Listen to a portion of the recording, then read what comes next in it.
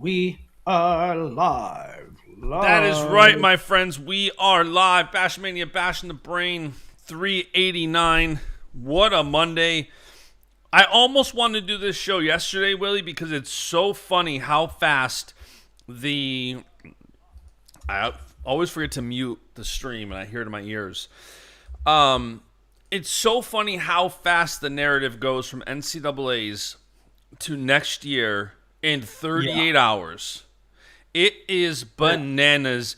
I mean, I got kids DMing me that they're hitting the portal.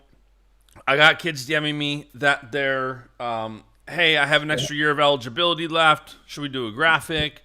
We do a graphic. Coaching carousel begins. I think we're going to have an assistant coach step down for an opportunity outside of the sport. Not going to spill the You beans on think? that. You think? You just. That's your hunch, huh? That's just a hunch. Yeah. It's crazy how fast it moves. But my friend William, we have so many storylines. We have not been live since Saturday morning after my God. doing shows Monday, Tuesday, Wednesday, Thursday, Friday, Saturday, and doubling up Thursday, Friday. So an all-time week, and we have so much to talk about. We have the medal round to break down, excuse me. We have the finals to break down. We have the team. We have so much fodder. I was at the beach yesterday, just toes in the sand, dreaming of fodder. I'm glad we took yesterday off because I didn't wake up till freaking noon, and then I woke up and just a 9-hour sprint to get NHSCA seeds done. Yeah, it's like 6,000 kids. Well, and on top of that, I seeded too, like 6,000 kids yesterday. yeah, that's Well, nuts. about 4,000 of them. On top of that, though, one of the reasons why I like waiting to go live until today is there is so much fodder and there is so much to like dive into and break down. I am not overusing fodder, Taz Hockey. There's so much to break down and analyze. It's crazy. I don't even know where you want to start this morning. Where do we Where do we? start? All right. Why don't? Yeah. I honestly, I don't even know. Well, you know what? So last night you say about move to. Here's the good part about moving to next year. Here's the good healthy part. Like I was up till like 4 or 5 o'clock this morning. I just couldn't shut it off. Kind of getting a jump start, going through prep work for next year's crystal ball. All right. Where do you have Bo Bassett? Give us your crystal ball. It requires a lot more work, and like I said, every year when I do the first crystal ball, the one after NCAAs for the next year, I got to make a lot of phone calls, and this year I have to make a lot of because I'm not going to know everything for certain. I'm not going to know everything for certain, and the coaches don't know everything for certain. But I don't want it to be what I don't want it to be is Willie thinks. Willie thinks this is happening. Willie thinks this guy's going this way or whatever. Now some of those situations have to be because coaches won't tell you some things. But other you can make it I can make an inquiry. I could call Sean Bormat and not Sean Bormat. Why is the name escaping me right now? I could call Jared Frere. I could call the guys at Virginia Tech. Tony Roby was the name I'm missing. I could call them guys and say, that's some bald discrimination there. One bald guy is just like another. Bald discrimination. Very, very. Listen, I'm one short sleep. Apologies to Tony Roby. I could call a coach and say, hey, where do you think the lineup? What do you think the fit is? Is Caleb Henson going to go 49 or 57? I can do those things, and I should do those things instead of just putting out Willie thinks. Some of it's going to be Willie thinks. I'd like it to be informed. I'd like it to like call somebody and say, hey, what are you guys going to do at 25 next year? So I will do that. But yeah. To that effect, I guess a good place to start this show is at the top of our show notes. Willie and I all weekend long threw notes in our show notes doc. So sometimes things might get out of order, but it's kind of a good segue right off the top to the first note I had there was that this was an incredibly young group of champs. Mm-hmm. And so when you're talking crystal ball and returning, only Levi and Trumbull graduate. And I'll get to Trumbull because he's got a really cool story.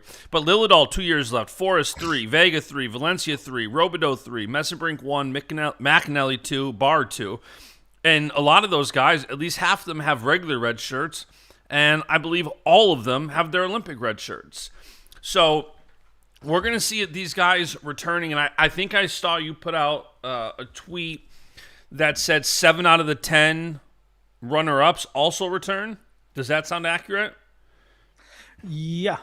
So Levi graduated. Trumbull graduated. Those are only the graduation guys. We went through that. I'm talking about just the runners-up. I thought you tweeted out the runner-up stat. 7 out of 10 also returned. Younger, Mendez, and somebody else. Yeah. So it's awesome how much of these guys are coming back next year. And I guess, you know what? Why don't we start? That was kind of a prelude to the start. Why don't we start with the team picture and the team storylines? Or do you want to go weight by weight first? I do want to. I do want to. Yes, we can go weight by weight. But let me also say because I started this thought. The good part is who's going to redshirt, who's going to win the team race, what's the pecking order for each weight, who's going to change weights. The bad part of let's talk about next year is already there's a bunch of to me they're pricks and idiots, but this guy's going to the portal, that guy's going to the portal. I hate it. I mean, they're largely like kind of they're largely trying to nudge people into the portal that have they think they're like nudging them into the portal. And others are like, I get if you want to speculate on it, but some of them are just nonsensical. Like crazier things have happened, but why are you're basically just assuming like a good guy from a non-high profile team is going to get in the portal just because you think so. Where's your transfer portal probable article? You're scared to do it, aren't you? Scared to do it. Did you miss the part where I did like 18 shows in 5 days and then seated 4,000 children? No, I'm not saying scared of the work. Scared of the coaches saying, "Hey, why'd you put my wrestler in there? He's not hitting the portal." All right, we've spent enough back and forth. Let's dive into the weight classes. Let's go in weight order. 125 pounds. By the way, if you want final brackets, go to baschamania.com/brackets and click final brackets. You can get PDF copies. The NCAA Finals, we will go in weight order on this podcast. I don't feel like going in the order that they went. We're just going to go weight by weight. Luke Lillidahl wins 125-pound bracket. He beats Mark Anthony McGowan 2-1. And, of course, the Penn State haters and the boo birds were in effect because, God forbid, a Penn State kid wins a tight match. God forbid they don't put up 20. They cry when Penn State puts up 20. They cry when they win a tight one. Guys, I don't know what you wanted from Lightning Luke. McGowan got DQ'd from their match in the duel for getting 5 stall calls, and McGowan just did not want to win this match. All he did was, it seems like, he obviously wanted to win the match. All he did was hold Luke's fingers the entire time. I don't know what you want Luke to do. I thought it was a savvy, methodical win for Luke. Luke beats McGowan. What were your thoughts, William? There just wasn't a whole heck of a lot of action at all. Also, I mentioned from time to time kids that I was like, I hope they get big enough to wrestle 125. And McGowan looked big. Yeah. I thought he looked like he had a huge frame. He did. I don't know. I didn't have much thoughts on the match. I just thought it was boring. Yeah. Yeah, it wasn't an exciting one. Luke gets the 2-1 win over McGowan, and then in the medal round, I keep saying blood round. In the medal round, you had Nico Provo take out returning national champ again. I think that's the third time this year now. Vincent Robinson, he majored him 10-2. Spratley beat Moran for fifth, pinned him, and Volk, who Willie cannot let go of leaving Wyoming, beats our guy Klinsky, majored him 14-1. And that is your podium picture. At Willie, there's certain guys, once they transfer, they don't really transfer in Willie's brain. They just stay there. Volk is still, when Willie calculates points, Willie still calculates Volk for Wyoming. I did not. I did not. What I said was, all I said was, Wyoming took 12th, and they had four guys in the top 12, and just think what they would have done if they still had Volk. Um, and this is part of why I'm not blaming Minnesota, but I hate when smaller programs talent gets poached by bigger programs. I hate it. Uh, I don't know. And Wyoming has that's happened in Wyoming a million times. Stephen Buchanan, you kidding me? So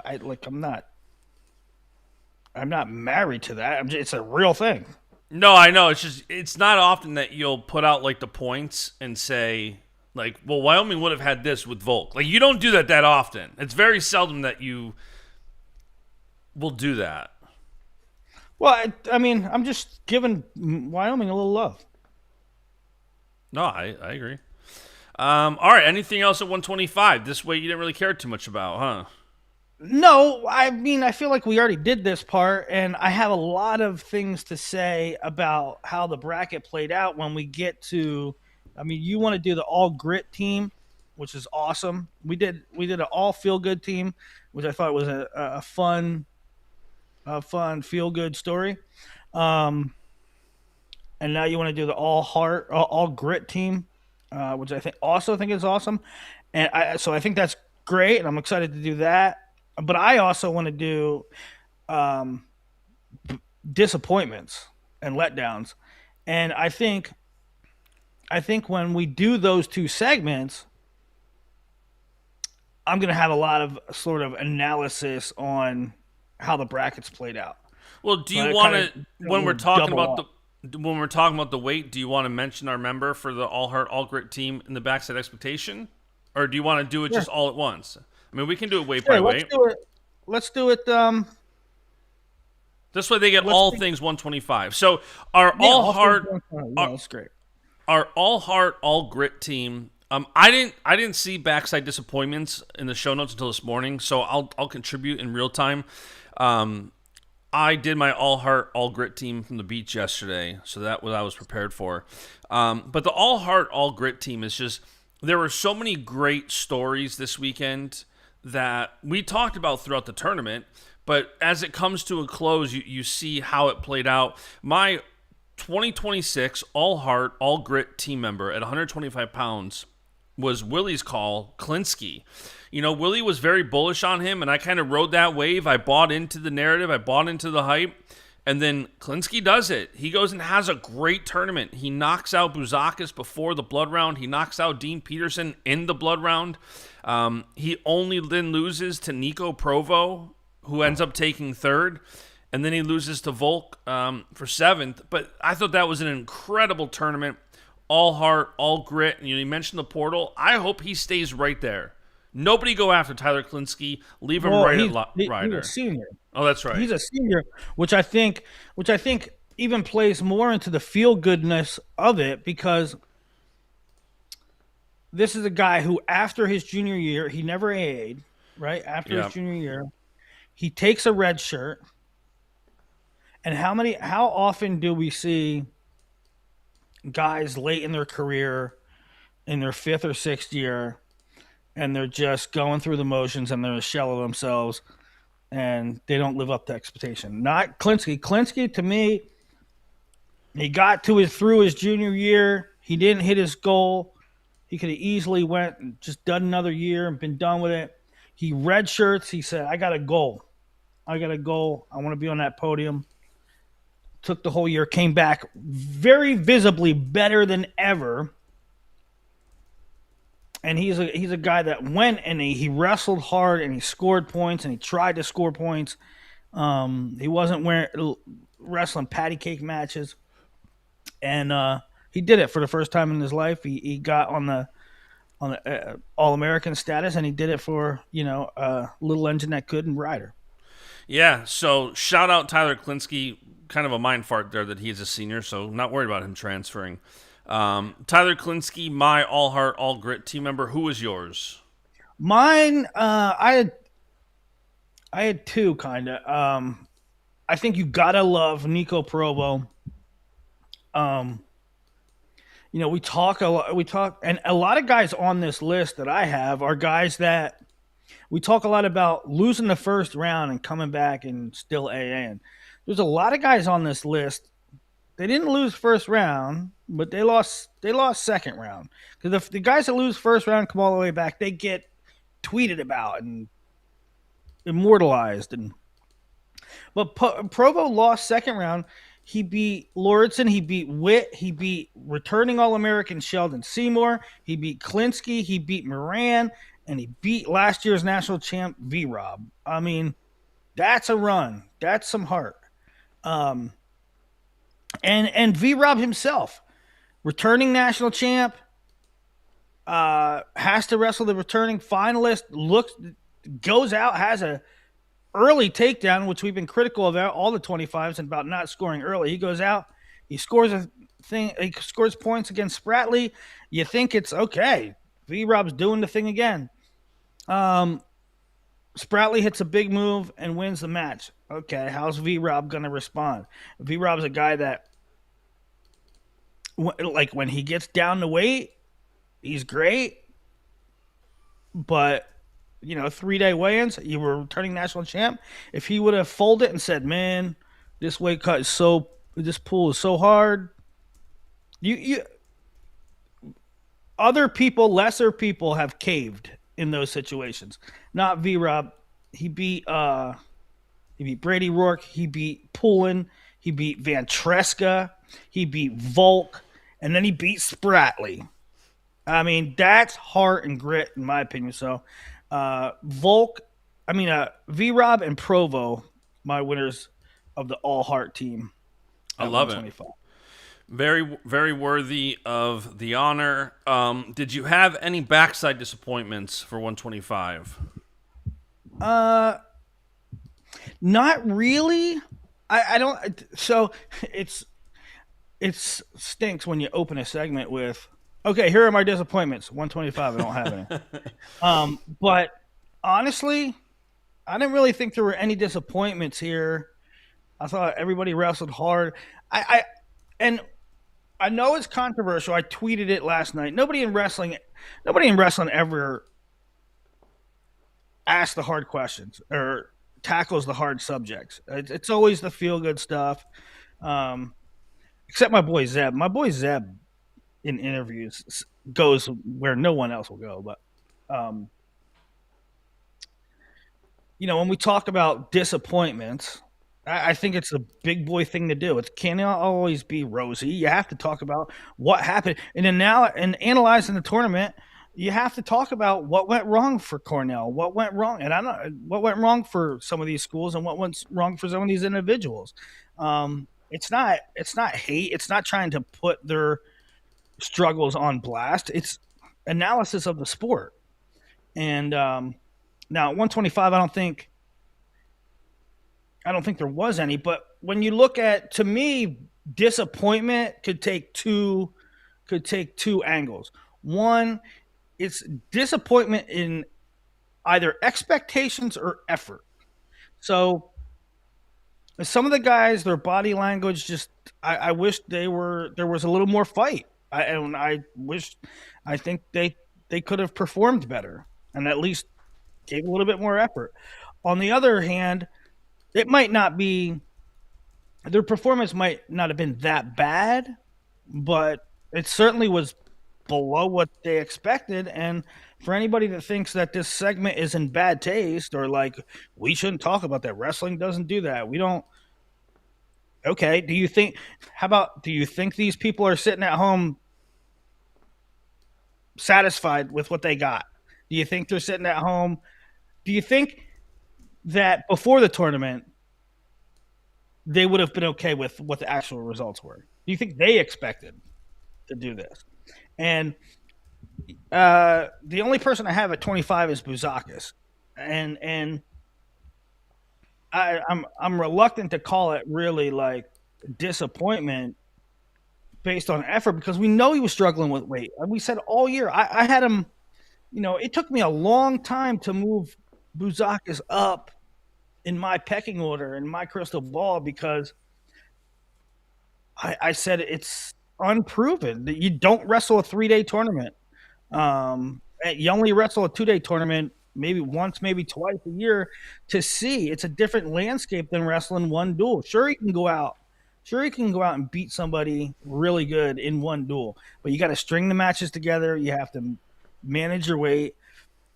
Your stamina has to be on point, not just for one match. But so my point is, I didn't really have many disappointments at 125, but Buzakis certainly, I think him, his family, the Ohio State fan base would have. I think their expectations were for him to place for sure. Yeah, and he's obviously capable of it. You know, like he's so damn good. His big thing all year, especially if you listen to this podcast, it was never anything other than weight management, and you know that was the story for Nick Buzakis this year. It wasn't, you know, he's good enough to beat these guys. He had some amazing wins. Went to OT with Luke Liddell, you know, but that weight was. And it'll be interesting, too, to see what happens at 125 next year for Ohio State. You know, McCrone beat him at the Clarion Open this year. Like, he's a serious contender for the team. I think he was out with surgery, so that kind of limited the number of it kind of limited that what are we going to do at 125. And Buzakis, not only was he very good and worthy of it, but that also kind of limited the questions there. So, all right, any final thoughts at 25 before we move on here to 33? No. Take it away on 33. All right, 133 pounds. Let me pull up the bracket here. We had Jax Forrest beat Ben Davino 5-2 in the finals in one of the most thrilling matches that can be low scoring. You know, Jax Forrest gets the first takedown over Ben Davino all year. And, man, you could see Ben Davino kind of broke when he gave up that takedown. His head, like, flew onto his arm, and he knew it at that point. He knew it was over. It's crazy. And Jax here, I mean, he does something that has not been done since 1947, where he, you know, nobody's been a true freshman undefeated national champ since then, and now he does it. Sergio Vega does it. And Jax, I mean, it's crazy, Willie, to go from what we were saying in November, where you said to people, hey guys, Jax Stillwater is a real thing, and you actually had people say that it wasn't a good idea. David Taylor's making a mistake. Why are they doing this? And now you have Jax Forrest not only go undefeated, he bonuses through the national tournament up until the finals, and then takes down a guy who has not given up a takedown all year. I mean, Jax Forrest he's awesome for college wrestling. It was awesome to see him get that title. You know, I think everybody was kind of rooting for that feel-good story for him. Obviously not Ohio State fans are in that final, but Jax has had so much excitement to the sport. So Jax gets the W there, and then your podium rounds out with Seidel beating Blaze 5-0 for third place. Drake Ayala majoring Tyler Knox, dominated him 16-5. Awesome to see Drake go out with a win. One of my favorite Hawkeyes of recent memory. And then Jacob Van D beats Lucas Bird 6-5. And to jump right into it before I give you the floor, Jacob Van D, my all heart, all grit team member at 133 pounds. He was just from Jump Street. You didn't know what Van D you were going to get, because he has some really good wins, has some bad losses, and he comes out and gets upset in the first round by Farber, and then wrestles all the way back with some good wins, and then to beat the returning national champ to finish the season and take 7th. All heart, all grit, Jacob Van D. Yeah. First things first. I think it blew my mind then, and it blew my mind right up till the very end that people were questioning if Jax should go or not, and it's not if he's ready to win. It should never be if a guy's ready to win a national title. It's is he ready to compete for a national title? And Jax was clearly ready to compete for a national title. He was clearly good enough to be an All-American, and that's all you can ask for. You cannot say I'm only going to wrestle as a freshman if there's a good chance I can win a title. I mean, just stop it. Jax was good enough. Everybody knew he was good enough, or you should have. He made the freaking senior world team. He's beaten some of the other guys that were up for, contenders that we thought were contenders. And so to me, it was a no-brainer decision. Even, I don't know, some people questioned it. I don't know. I have no idea why. So that's that. My all grit team. You got to go with, you got to include Jacob Van D. Number one, he lost first round and AA'd for the second year in a row. The second year in a row. Yeah, that's just bananas. When I saw that tweet, I forgot who quote tweeted you. It has but to that be, was it has bananas. to be the first time ever. It has to be the first time ever anybody's done it. But I would also like to give a shout out in that same category to Tyler Knox. Second weight in a row. I have a Stanford guy, but to me, it's much deserved. He lost in the second round on the front side. He immediately falls down to fellow returning All-American Zan Fugit. He beats Fugit in OT. Then he beats Braxton Brown. Then he beats Kyler Larkin, who everybody thought was going to AA. Then he beats Van D, who is now AA'd twice. Loses to Blaze and loses to Ayala and finishes 6th. I just think it's a really tough run from losing first round, having to face a returning All-American, and getting it done, and then rattling off a bunch more wins. So we got a super chat from Jay Miz. Is this not a major disappointment season for Ohio State? All the hate toward Iowa, but I'm not so sure that was warranted. We will talk about that, Jay Miz. Thanks for the super chat. We're going to talk about the good, the bad, the ugly once we go through the weights. We got that segment coming. I agree with you. I also I only did all heart, all grit, one person. I kept it to one person. You kind of put a couple in there.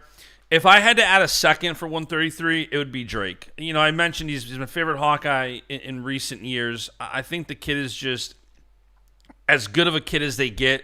He's had a very up and down year. He went under 500 earlier in the season, and you kind of thought, what's going on? And to see Drake rebound from that, and it's like even last month he got teched by Jax, and everybody, I think, counted him out of podiuming.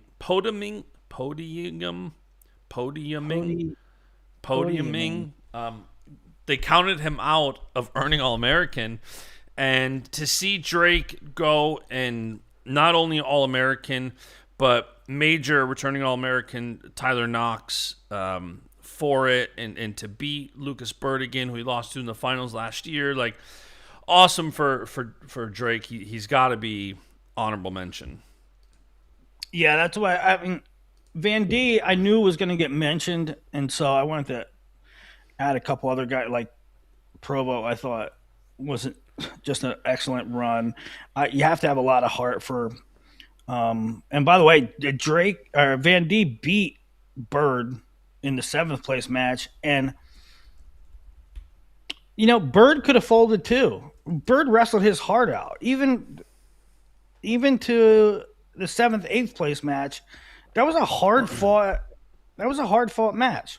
So I thought Drake and Bird, they had an excellent effort on the backside too, which I think needs to be pointed out. 133, my biggest disappointments. I really didn't have any at 33 either, but Man, Dylan Shaver went 0-2, and you just gotta wonder. You just gotta wonder what kind of what happened to Dylan Shaver. He won a Big Ten title 2 years ago, and then last year wasn't great, and then this year was just awful. And it's like feel kind of like kicking them when they're down, but and that's not how I mean it. I just mean just things. Something wasn't right there.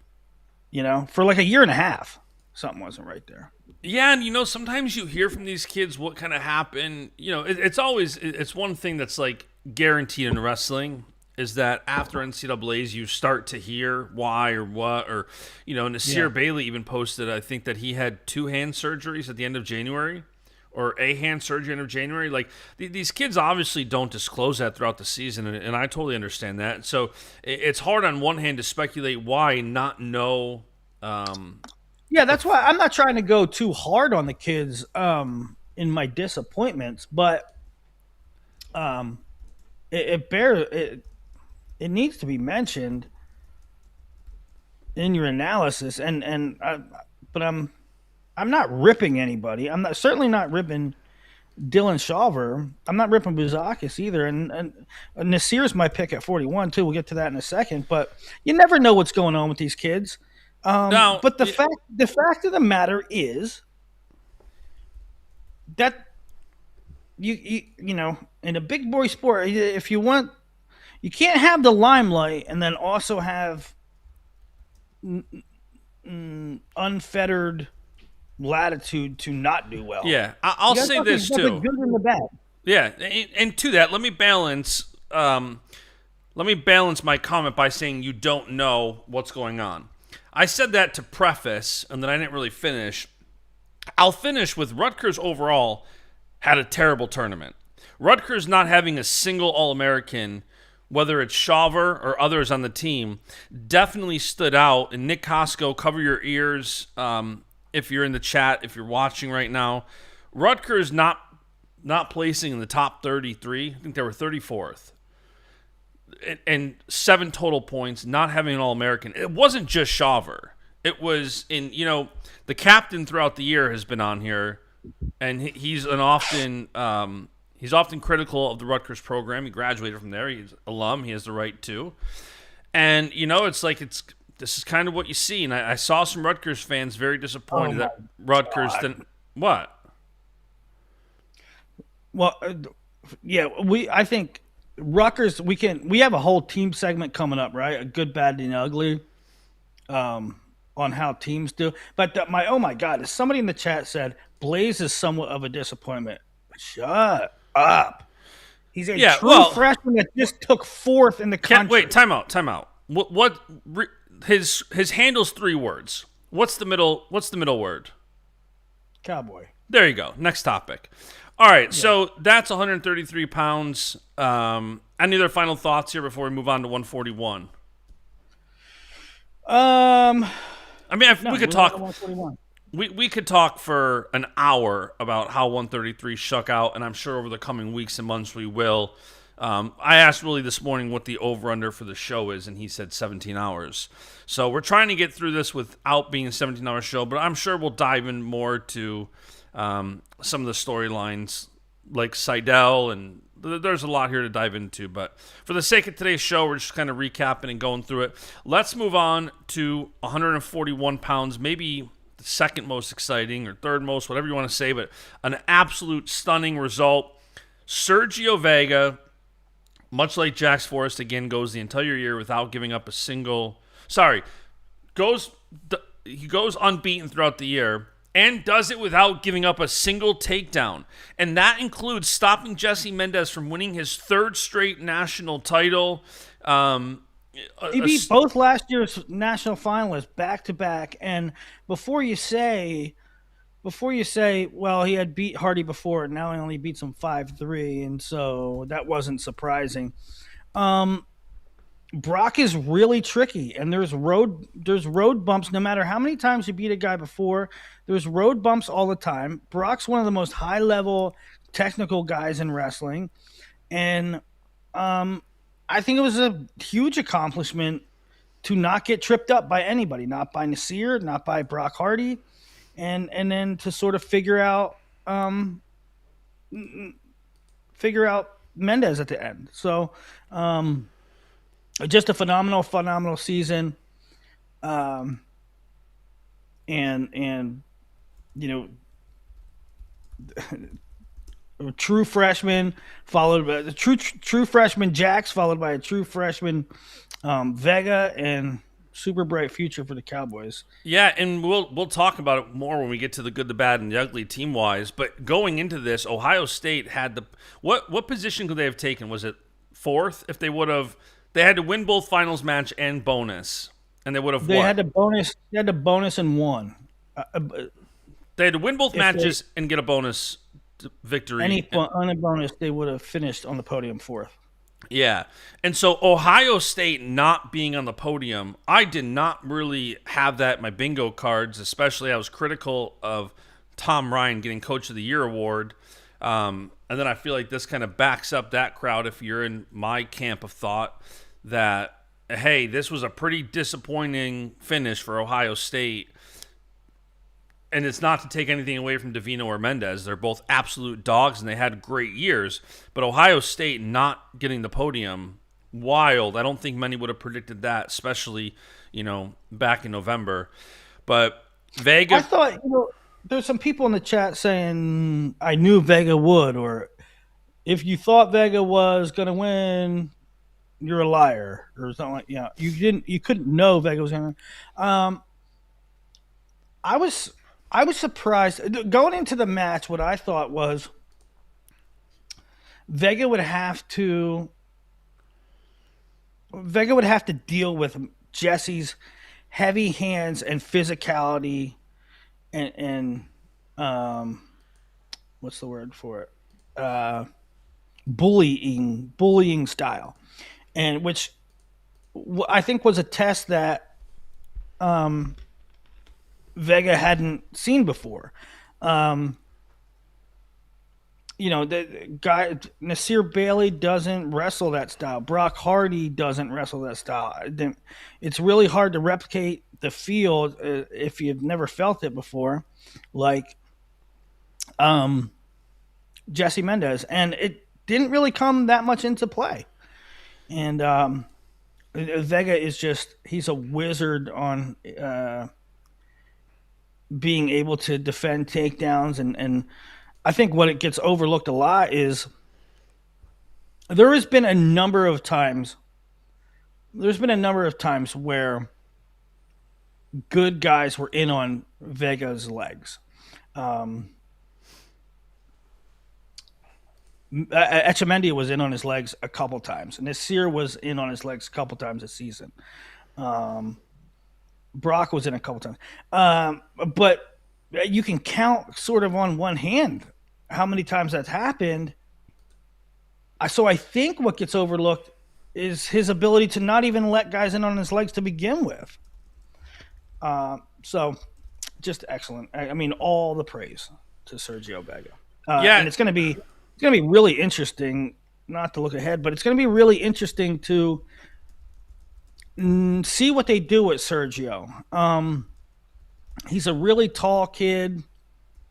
I think at the later end of his high school career. Now, it's interesting because in high school, you don't have nutrition staff. You don't have five Division I All Americans on the coaching staff to guide you through your every move and mentor you and help you get through it. So, oftentimes, there's more resources and it's a little easier to cut weight in college than it is in high school.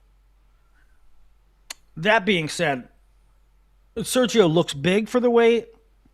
This is a long way of saying I know in high school 38 wasn't easy at the end for him. He's now another year in 41. I can't imagine, especially on a 2 or 3 day weigh-in, would be easy for him. I'm interested to see if, and we have all summer to talk about this. We'll probably talk about it every 2 weeks. what Oklahoma State has an embarrassment of riches as far as talent. And will they redshirt this guy? Will they redshirt that guy? Will they move this guy up in weight? Will they redshirt Vega and then he comes back at 49 after Swiderski and Jameson's gone? And there's all these moving parts, and the dust hasn't even settled. The confetti hasn't even hit the ground yet from this NCAA's. But you can't help but wonder what they're going to do with Sergio. Yeah, for sure. And he's a dog. Going with, you figure he's got Swiderski above him, who was, I think him and Van Ness had the most exciting finish of the season in that match. You have Forrest under him.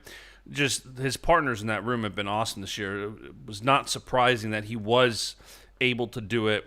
Looking at the rest of the picture at 133, you had Luke Stanich beat Brock Hardy 7-2 for third place. Luke Stanich, man, I was high going into the postseason on him, and his only loss was a 4-1 sudden victory loss to Mendez.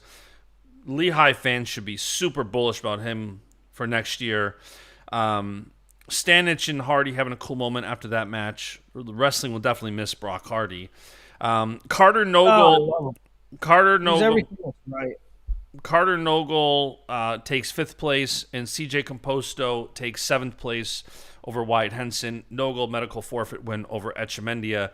And I guess that's a good segue just to say, scrolling through our show notes is impossible. There's way too much in here. There's a ton. It's a fodder list. There's so much fodder. Carter Nogle, by the way, is my all heart, all grit team member at 141 pounds.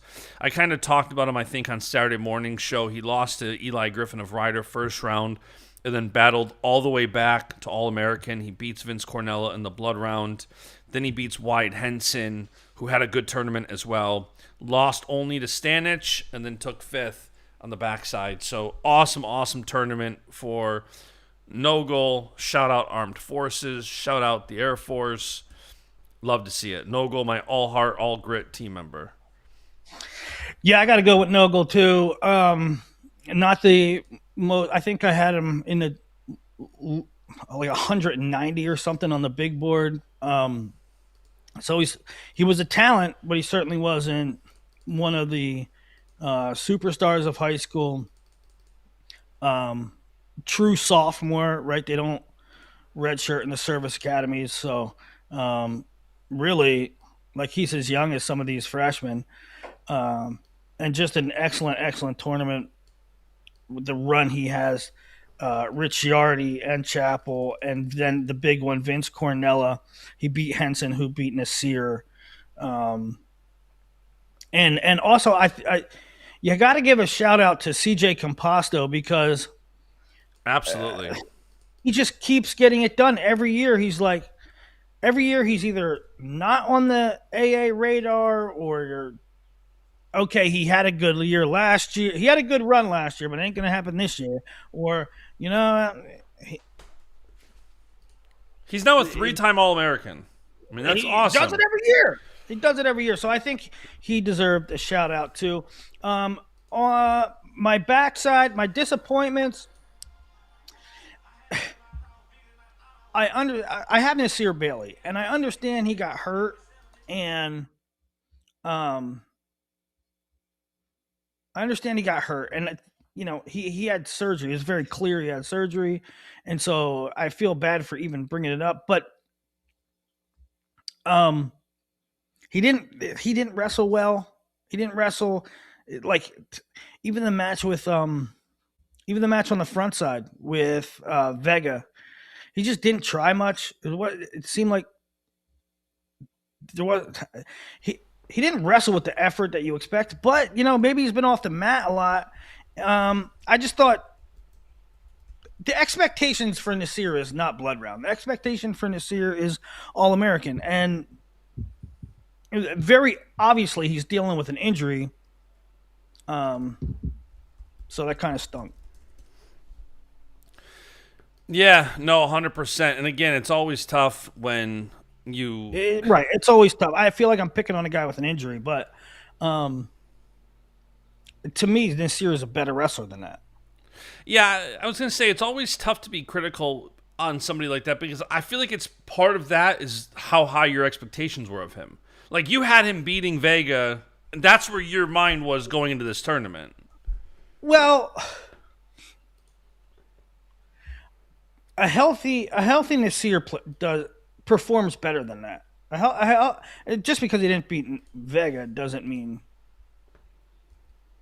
I'm disappointed in him. There's guys that went 2-2 that I thought wrestled really well. Um, I mean, it is what it is. So he had a disappointing performance, probably because he's really really hurt. Yeah.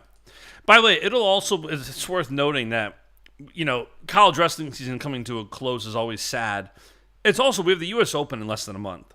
And seeing which one of these guys, I will be tracking it. I will be following it, seeing who registers. We already know both juniors and seniors. Bo Bassett will be doing 65 kilos. I'm interested to see, does Jesse Mendez go right into freestyle?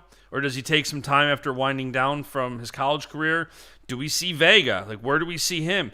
Some of these young freshmen are still U20 eligible. So it'll be interesting to see what happens here in the freestyle season. Any final thoughts before we move to 149? Now let's go 149, pal. All right, 149 pounds, one of the most exciting. Again, Shane Van Ness was in some dogfights this week, and him and Swiderski, that match was awesome. He puts up 22 against Lamer, and then in comes Aiden Valencia, who wrestled one hell of a match. You want to talk effort, you want to talk grit. I didn't have Valencia on my all heart, all grit team, but you might as well just put him automatically there. I kind of went with guys who didn't win, like maybe like fourth or fifth or lower on the podium. But man, Aiden Valencia to get that takedown over Van Ness in overtime. I feel like the common theme here we've been talking about is Stanford, Stanford, Stanford. You had Provo on your all heart, all grit team at 25. You had Tyler Knox on it at 33. And now while Aiden Valencia isn't on our all heart, all grit team, again, he's almost, the champions are kind of almost there by default, just for how much grit they have to win this tournament. Aiden Valencia beating Van Ness. What a tournament for Aiden. Again, even if he would have lost that match, he wrestled so damn good. Well, the thing that stands out to me is, well, it's a feel-good story, too, because Aiden has been so close, and he's had these big moments where he wrestled really well, and he knocked somebody ridiculous off, but ironically, he never won a state title. He was so close to making so many world teams, or at least beat somebody very impressive along the way. And his first major title is an NCAA title as a freshman. Crazy.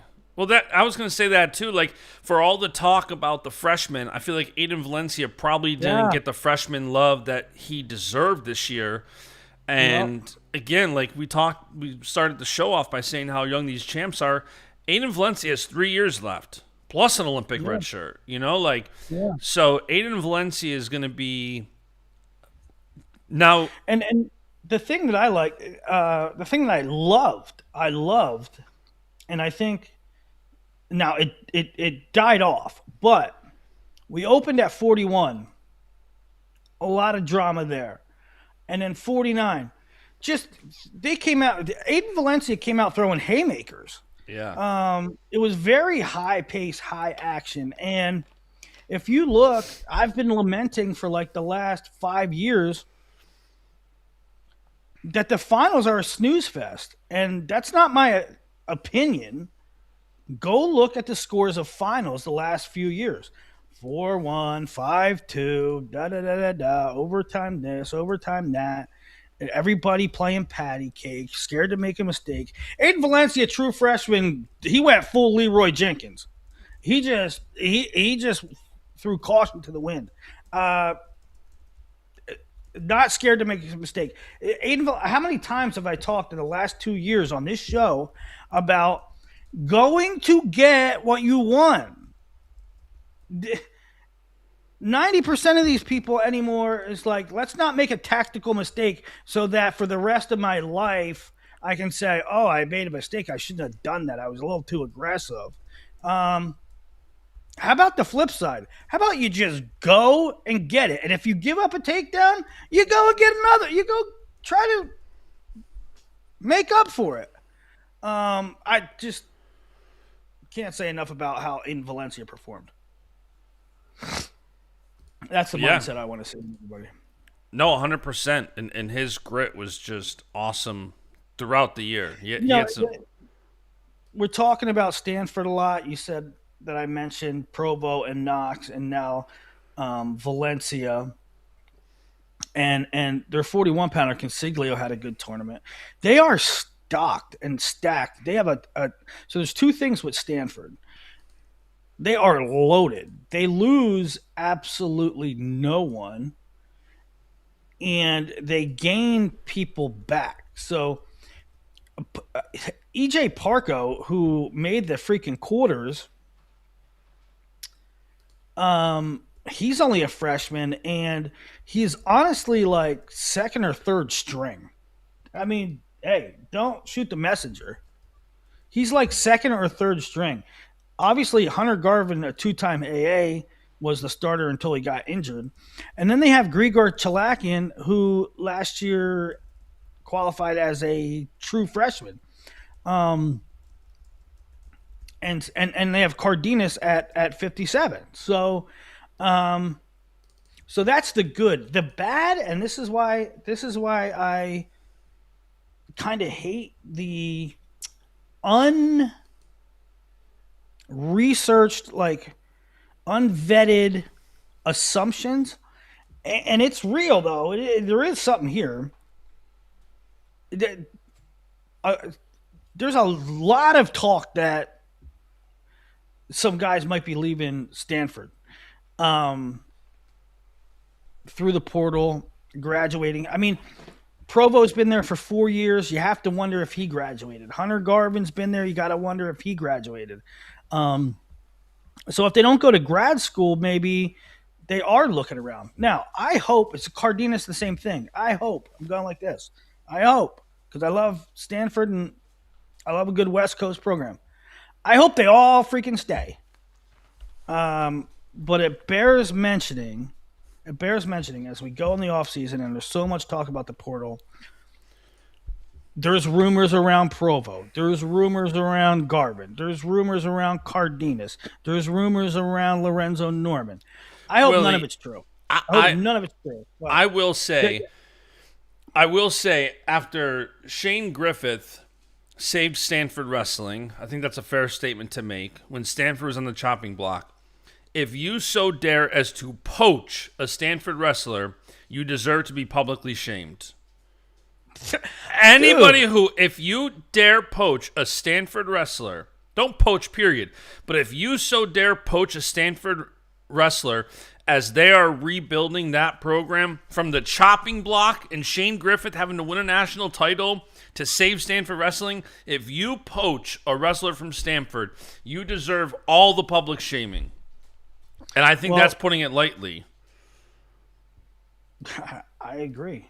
Now, right? Do not poach, do not tamper, do not do this, do not do that. They're Stanford's in a unique situation, and Vince Cornell is another one at Cornell. If you graduate, it's not easy to get in a grad program at Stanford, and they might have to move on. In the Ivy Leagues, you can't wrestle as a grad student. A graduate transfer is a totally different story. A graduating transfer, like, listen, when somebody graduates and transfers, I don't think there's any shame in that. There's a big difference between Nico Provo and a grad transfer. Yeah. Do not poach a Stanford wrestler. Don't poach anybody, period. But yeah, no, 100%. But I mean, I don't know. Did Nico Provo might have graduated. I don't know, or might be graduating this year. I don't know. Yeah, right? he might be because this was his fourth year because he did have a red shirt. He is a red shirt junior. He could be graduating, so I guess I shouldn't use. Maybe instead of Provo, I'll say Aiden Valencia. I don't think Valencia is going to transfer. I don't think he's going to go anywhere. But maybe that's a better example for the sake of the conversation. So 149, my all heart, all grit team member. I'm going with Willie here and his Huskers. Chance Lamer. I thought Chance Lamer, all things considered, had a great tournament. He got beat by Van Ness. I don't think there's any shame in that. What was your team member here? My team grit here was Colin Guy. Um, this is a guy that was a really good prospect. I don't know if we put him in the category as um, some of the other true freshmen, and he exceeded my expectations. He exceeded my expectations. He had a great year. He was They weren't even sure who they were going to go with. They have Noah Ninninger, who's a really good guy. Heck, at the start of the season, they had Caleb Henson, who's a former national champ. So there was a little uncertainty there, and as the season wore on, obviously Colin Guy was performing well and totally bought in and doing the right things. A true freshman, won an ACC title. Um, it won an ACC title in a weight that had Aiden Valencia, right? Uh, Came in as the 4 seed and then lost relatively early. Lost second round to Chance Lamer. Would have not been surprising if he had a rough backside, first trip to the tournament, was down on himself. Here's a true freshman that lost second round. He comes back, wins one, two, three, four matches in a row,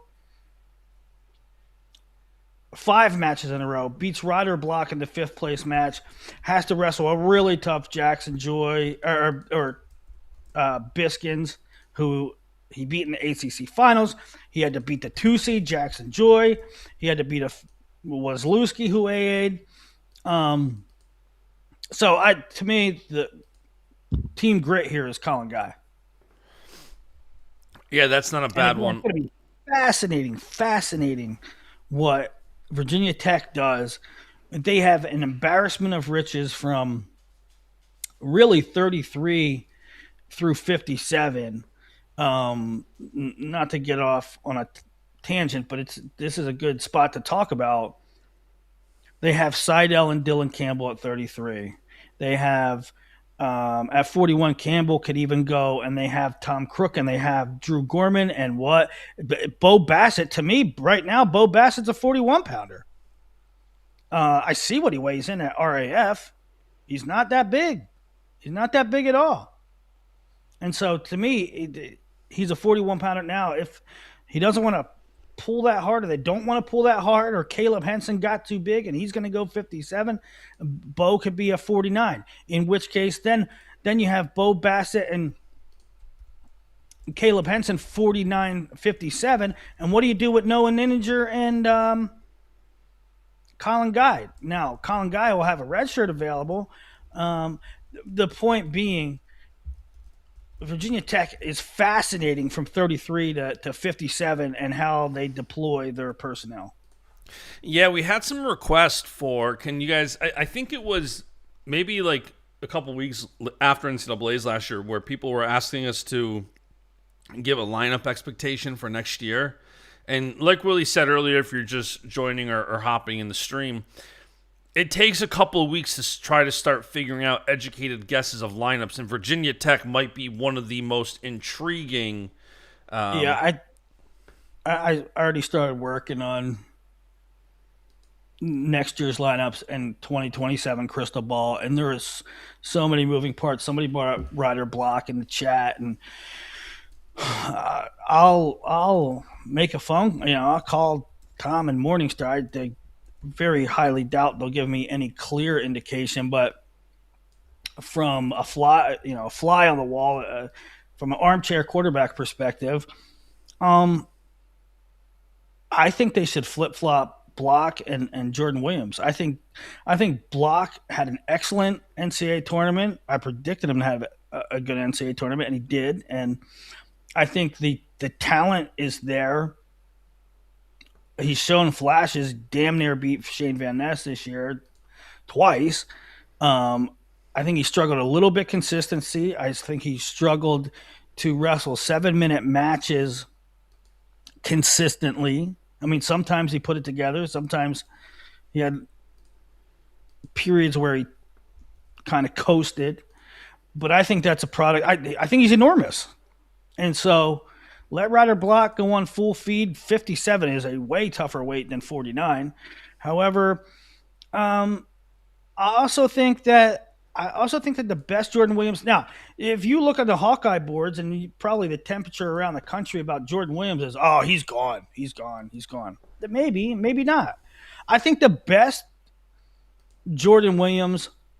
For some guys, it's best to wrestle up in weight, and that gives them some freedom.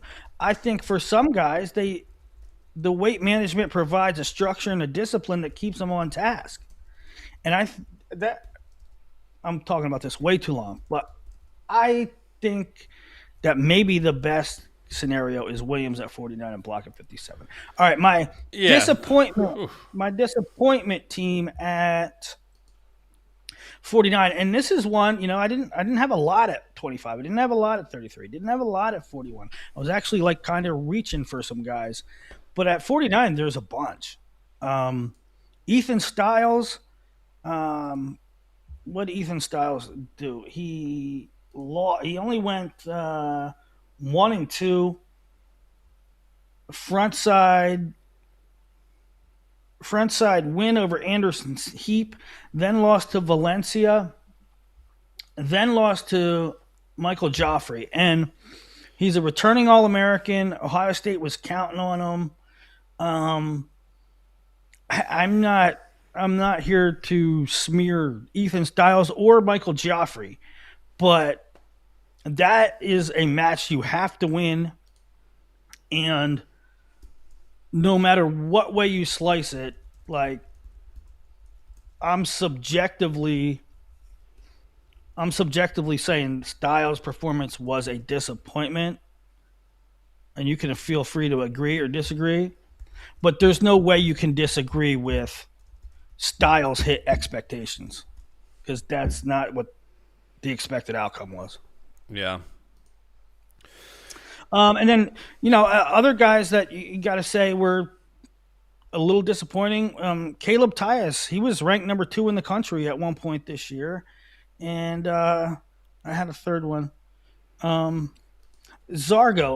Listen, this tournament could be wrestled again, and Zargo could win a bunch of matches. But he went 0-2. He went 0-2, and so I didn't have him as an AA, but I also didn't have him going 0-2. Yeah. And I love Joey Zargo. I love Joey Zargo. But if you would ask Joey Zargo, I think he'd be honest with you, his expectation was not to go 0-2. For sure. All right, let's move on to. Oh my gosh, we're an hour and 3 minutes. We're an hour in and we're halfway in. Not This even is the first halfway. segment. We haven't even got to 157. All right, 157 pounds. Another true freshman for Oklahoma State, Landon Robidoux gets the win over Antrell Taylor 4-2.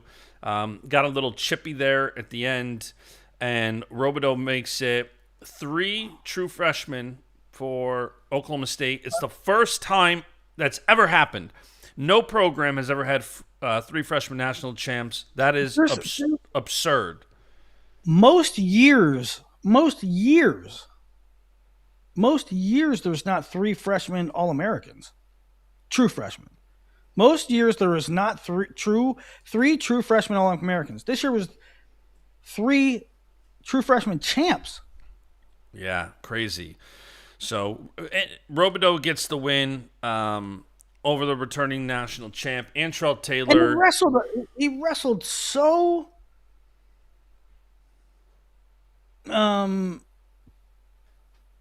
what's the word for it? I mean, he wrestled like a veteran.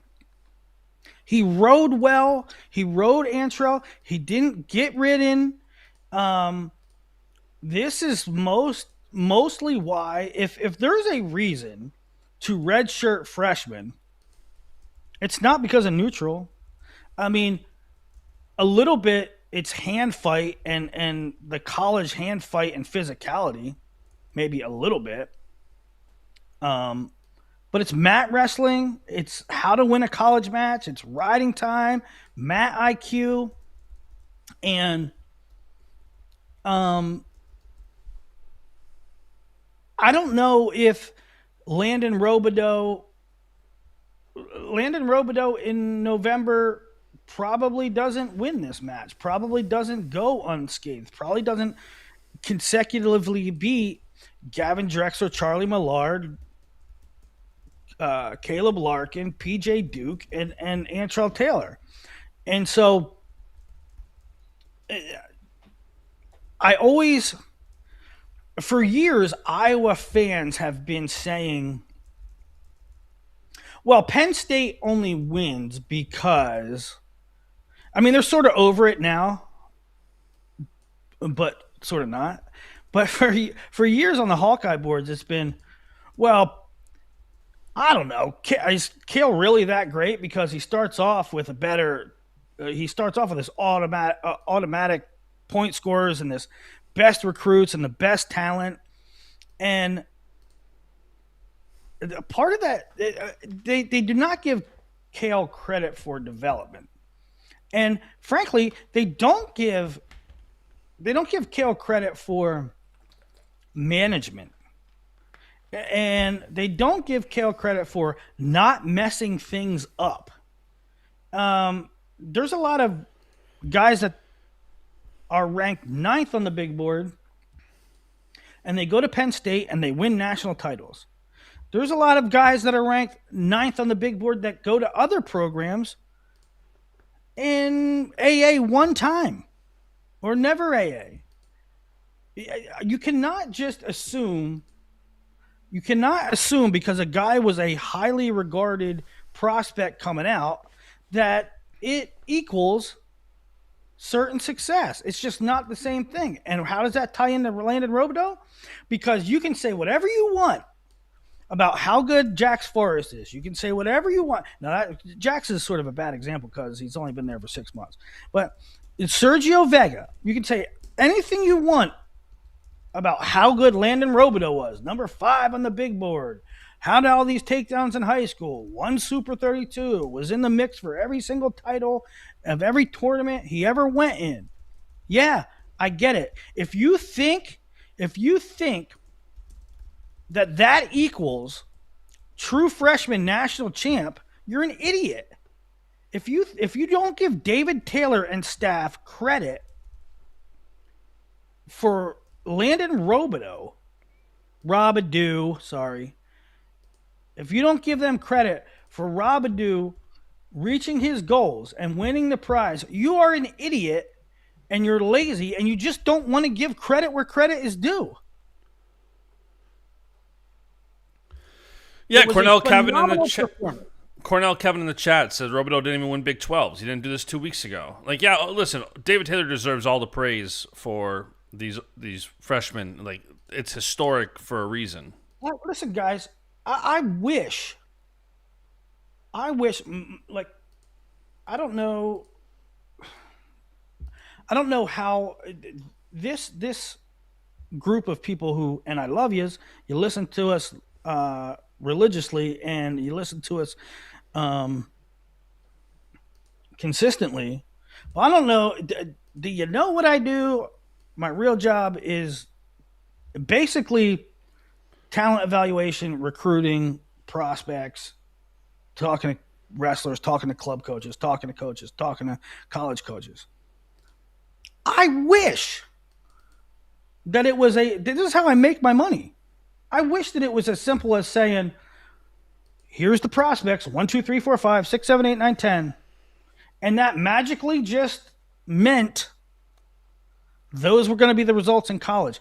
if you think that Landon Robidou walks on as an uber prospect at Oklahoma State and that automatically makes him a titleist as a true freshman, it's just not true. It's demonstrably not true. Give credit to the coaches. Give credit to the coaches for managing it. Give coaches the credit for development, for guidance, for tutelage, for perspective, and frankly, a lot of times give coaches credit for not messing it up. Yeah. Yeah, I don't disagree here.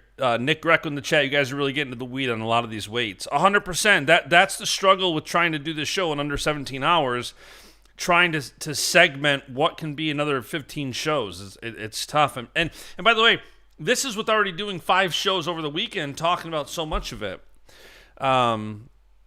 But let's keep moving here. 157, my all heart, all grit team member was Cam Catcherbone, who took 7th with a medical forfeit win over Myers Shapiro.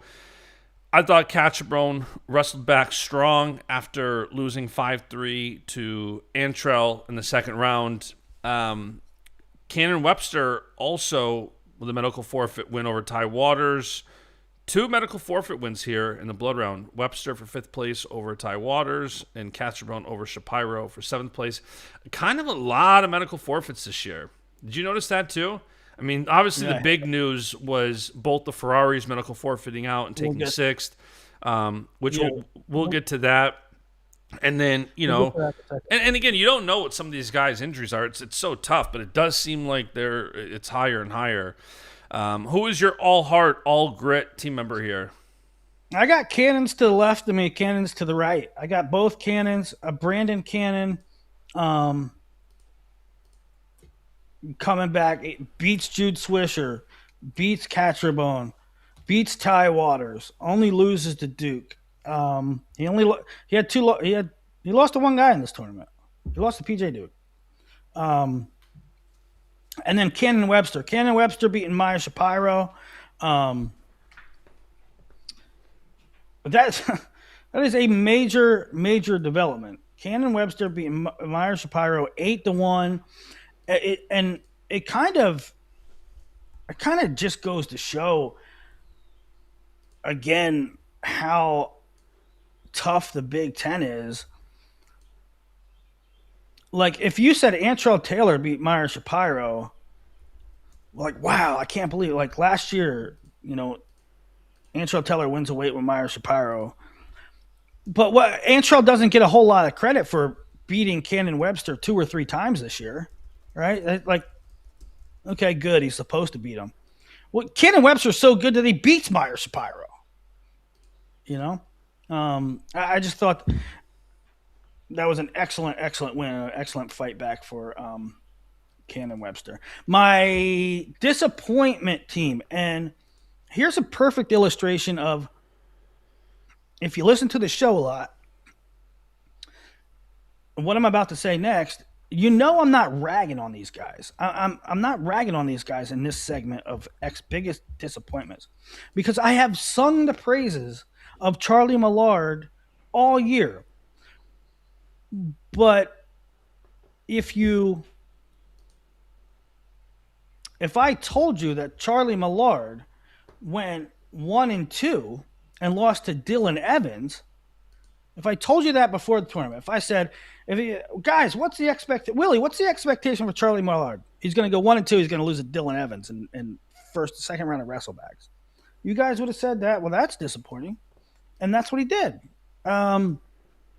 He's a freshman. He'll be back. He will be an All-American one day, I bet. A very good chance of it. But it wasn't the tournament he wanted to have. Yeah, 100%. I'm trying to think if there's anything else here at 157. I think that's most of what I got. Again, we'll dive into it more. Catcherbone's a good story, too. That's why he's on my all-heart, all-grit team. Oh, yeah, These guys, when they fight back and wrestle back, I just have so much respect for them. Let's move on to 165 pounds. Mitchell Mesenbrink with one of the most dominating NCAA Finals matches I can recall. Absolute domination. Tex Caliendo 20-4.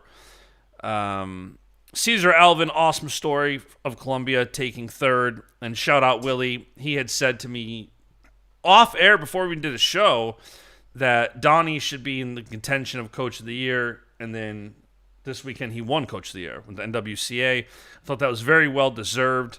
What he's doing at Columbia is awesome. So Caesar Alvin gets third place over Ruiz. Sparks, another medical forfeit win. Medical forfeit win over Joey Blaze for fifth. Bryce Hepner, a dog, wrestles back to beat Gallagher. Majors of 9-1 for seventh place. And, Hepner was almost my all grit, all heart team member. I ended up going with Caesar Alvin. So I thought it was an incredible story for what he did. He not only had some big wins, but then wrestling back. You get tacked, and that for some of these kids it almost breaks them. I saw Caliendo take some heat because he didn't shake Messenbrink's hand on the podium. Yeah, I was going to bring that up. What'd you make of that? I think it's a nothing burger. I think it's a nothing burger. I thought Bo Nickel had a great tweet on it. Like, listen, sometimes the headspace you're in after, taking a big loss or, wrapping up your college season, like, I don't know. I thought it was an absolute nothing burger. No, if Messenbrink wants to go and shake everybody's hand, fine. If somebody doesn't want to shake his hand and they're in a daze on the podium, whatever. By the way, speaking of podium, I saw the typical Penn State trolls poo-pooing Shane Van Ness for not being on the podium. And then, of course, once they announced, hey, he was late to the podium because of the stupid drug testing, which they need to figure this out. You can't be drug testing a guy and making him be late for the podium. But I saw Van Ness getting poo-pooed for not being on the podium, and then Penn State announced, like, hey, just a heads up, he was late to the podium because he's being drug tested. And, of course, I didn't really see any retractions of that poo-pooing. But, yeah, I thought the Caliendo handshake thing was a nothing burger. I'll tell you what, it's great that the engagement around NCAA wrestling and all the comments and all the message board posts and all the social media posts, it's great. I wish we had that much engagement 365 days a year. It's awesome, and I think it's growing. I think it's like legitimately growing. That being said, the amount of Johnny come latelys and it's just so many stupid comments. I mean, so many. There couldn't have been. I've never seen so many dumb comments, and it's from a place of. A lot of it's a place from bias, whether it's from. I mean, I saw.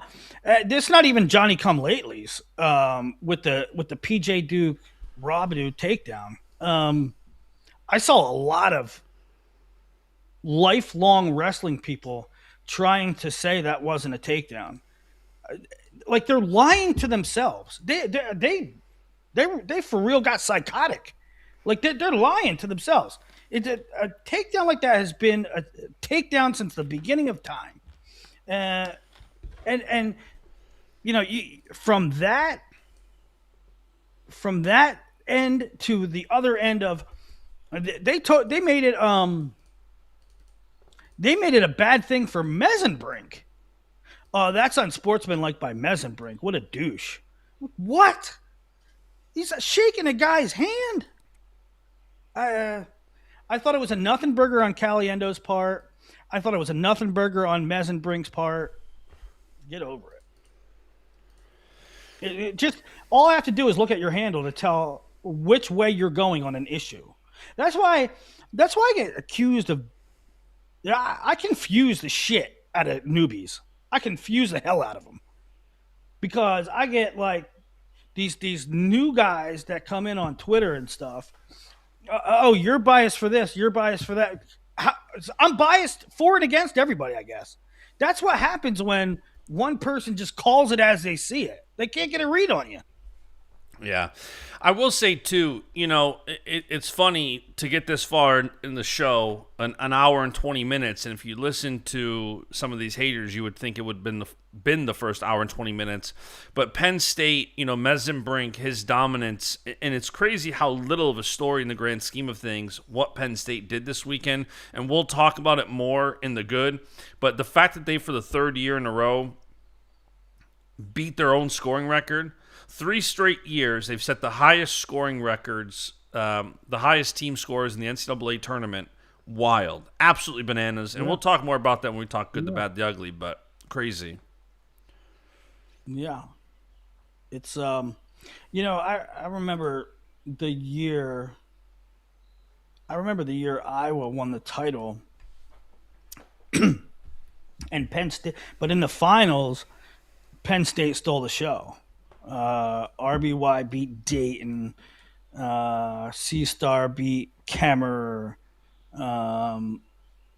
Somebody else lost. Maybe was that the year? I don't know. Iowa had a bad finals round, but they won the title, and Iowa wins the title. But it felt like Penn State took all the air out of the building and stole the show. And Penn State sets yet another record. Boom, boom, boom. They set a record every freaking year. They put 8 in the semis. They went 8-0 in the semis. They have 4 champs. They had 8 guys top 4. They had 8 guys top 4. Bananas. And I feel like that didn't get a lot of play.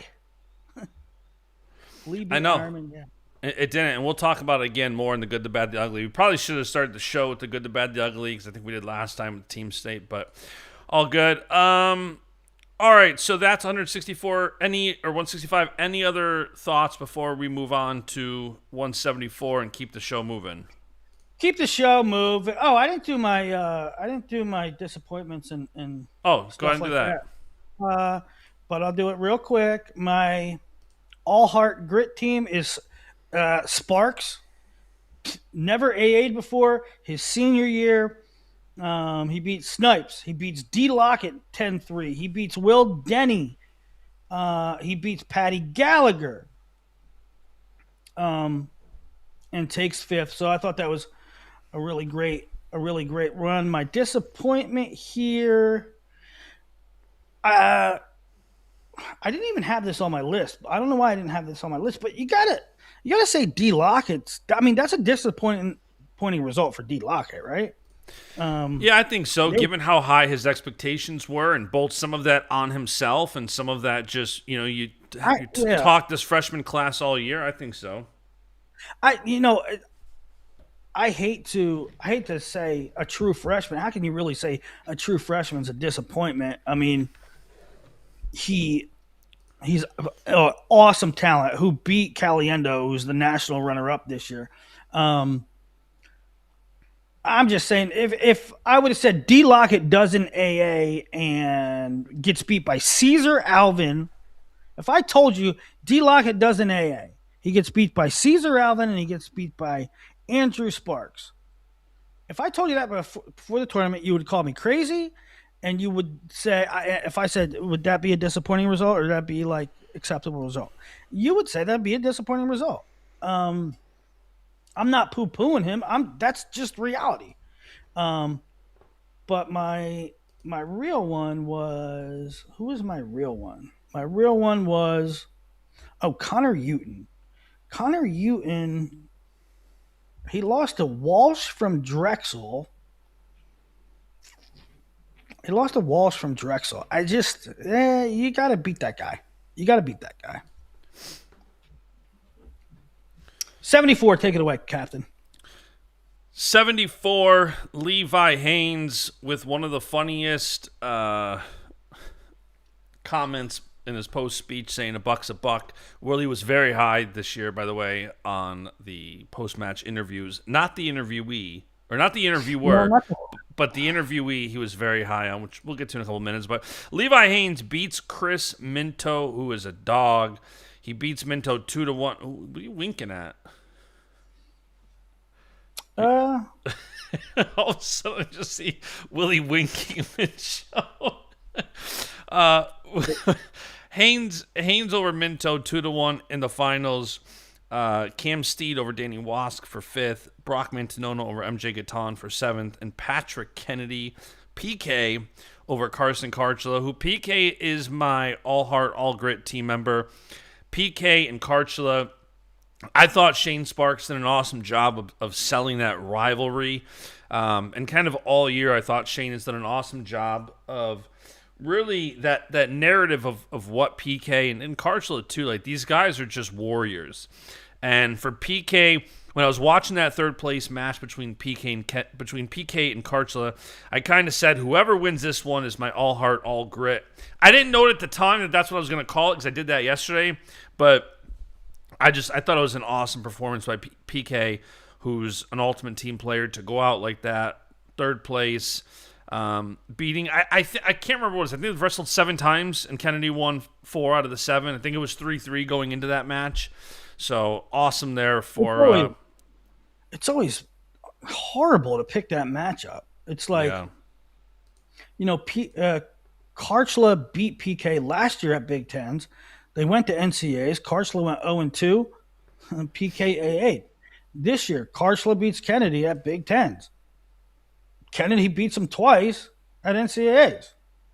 It's just really difficult to pick. I love both guys. As far as the finals, I think Levi's the better wrestler.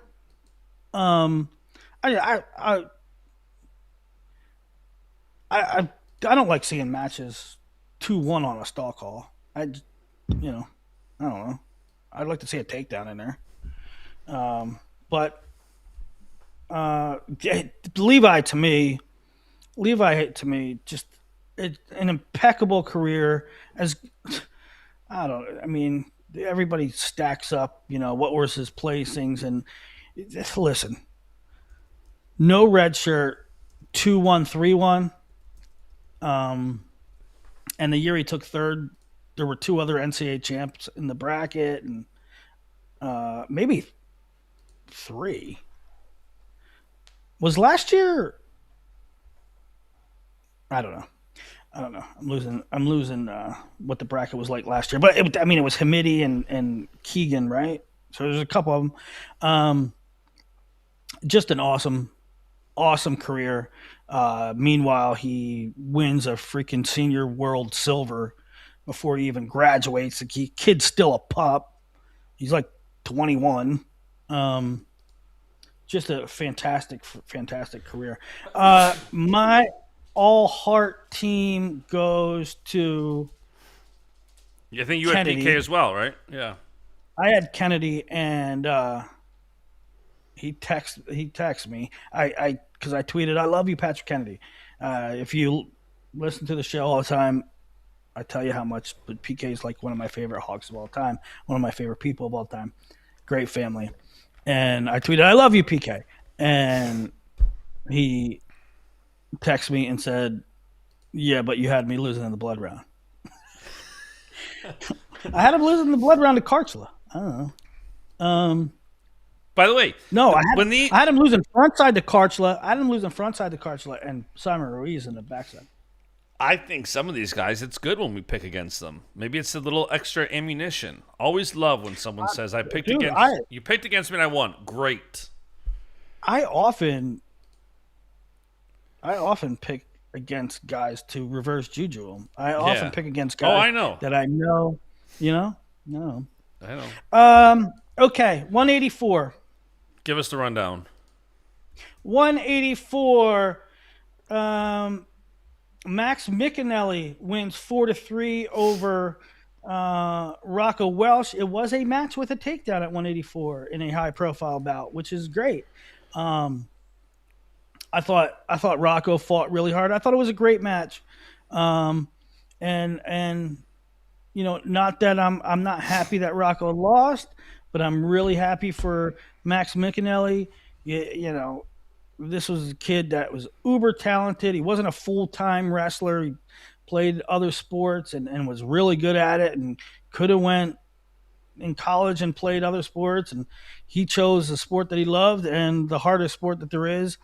Um, I was fortunate enough to be on cadet world team trips with him, and him and his coach Derek Sequoia, great people, uh, and he works his ass off. Hell of a nice kid, does everything the right way, and so he wins it with a takedown, which is refreshing to see in a an awesome bracket that had Ferrari, Sinclair, yada yada yada, and in fact, one, two, three, four All Americans at the time, returning All Americans plus talented guys in Ferrari and Sinclair and Mantanona.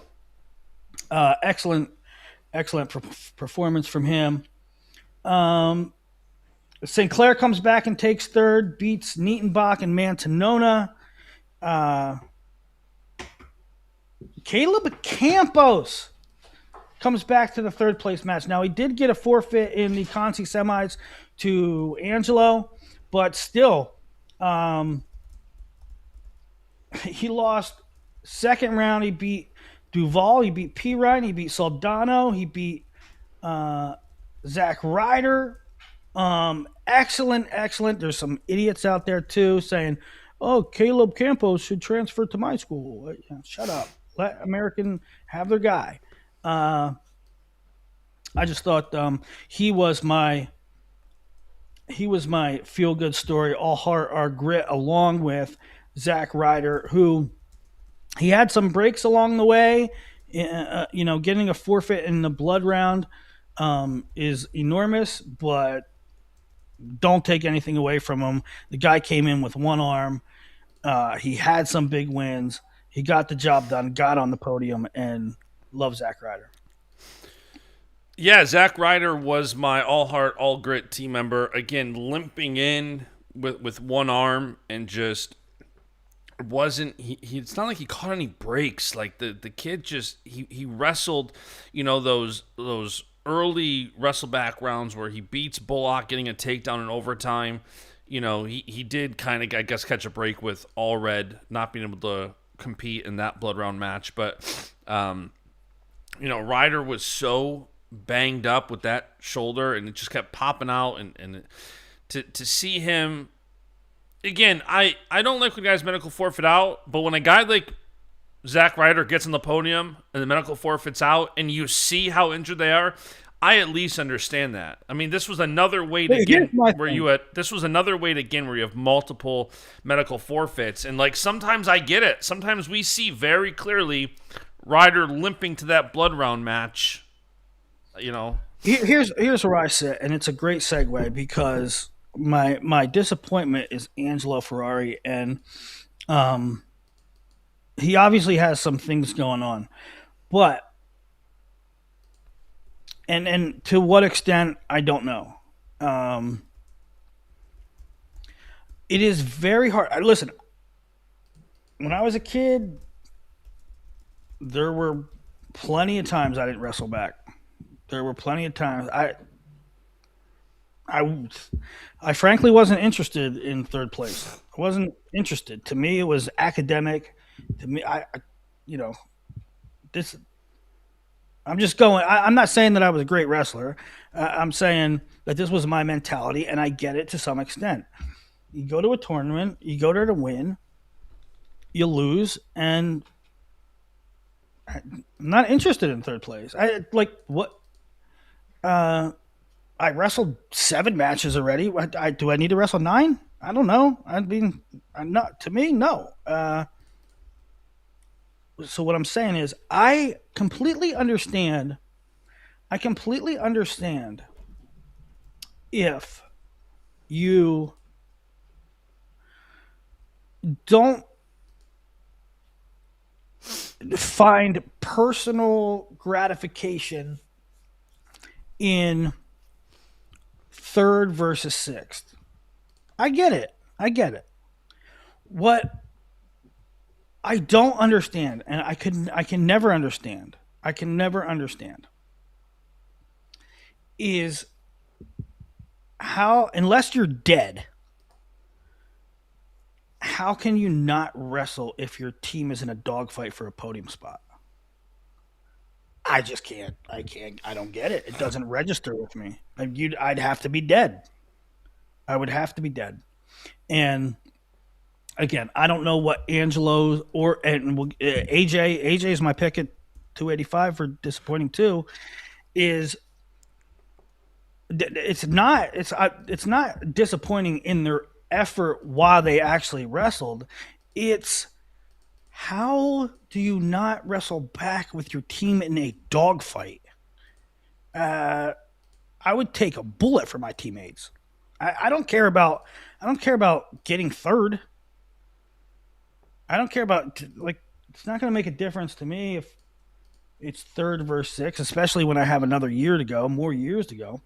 But if my team took fifth, by a half a point, I, I wouldn't be able to sleep. I don't. That's where I come from. You can all call me whatever you want to call me. You can. That's my perspective. Yeah, and the interesting thing too is like again, it's so hard sometimes to commentate and not know the full picture. It is so weird because sometimes you can only go by what you're seeing, and it's like for both the Ferraris, medical forfeit out, and it's not like AJ just packed his ball and went home. I mean, AJ was Matt's side, I think, for every single Nebraska final. Like he was right there rooting for his guys. It's very weird. I don't know if we'll get an explanation as to why they both medical forfeited out. I have no clue. It was definitely very, very weird to see Yeah. it. Again, this is. I respect a lot of what the Ferraris do. I respect a lot, and it's not just with the Ferraris. There's other guys that forfeited out, and I get it. If your team's in 12th and you're in the fifth place match and you're like 5 and 6, man, I'm hanging on by a thread. I'm just gonna pack it in. If you don't care about 5 and 6, I get it. I get it. I just doesn't compute to me when there's team implications and your teammate over there, Brock Hardy, is a seventh year guy with no leg doing what he can to make sure that Nebraska stays in third. Um, and in fact, Brock said that to the coaching staff. I mean, nothing. He didn't say anything about AJ. What he said was,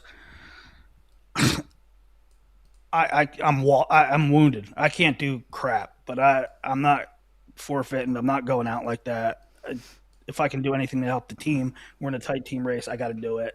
And there's all off season to get patched up, healthy, surgery, whatever I need.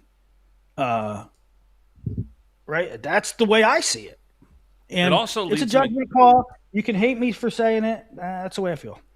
It's also, you know, we've talked about the Ferraris not wrestling much freestyle in the past. I'm assuming this means we're not going to see them again freestyle this year. If they're banged up or having surgeries, will be interesting. Willie, can I show you one of my favorite Tony Rotundo photos? Yes. So I pay a little pulling the curtain back. I pay Tony Rotundo for use of his photos and all my graphics. Willie pays him for usage of his photos. We support Tony Rotundo. He takes great photos. This photo, one of my favorites. It was a live murder that he captured at NCAA's. So I just pulled it on the screen. Can you see it? Yeah. Max McAnally just about murdered Kemmerer live after the match. This was one of the funniest. He was so excited. And Max and Kemmerer have a great relationship. This Dude, photo Kemmerer's best. this photo was one of my. You saw the moment live on TV, and I was anxiously waiting Tony to post his photos.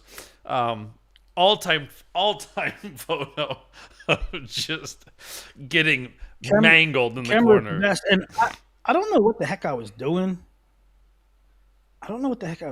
But I went back and watched the semi Max's semi, and he did it. He did it in that match too. He like tackled.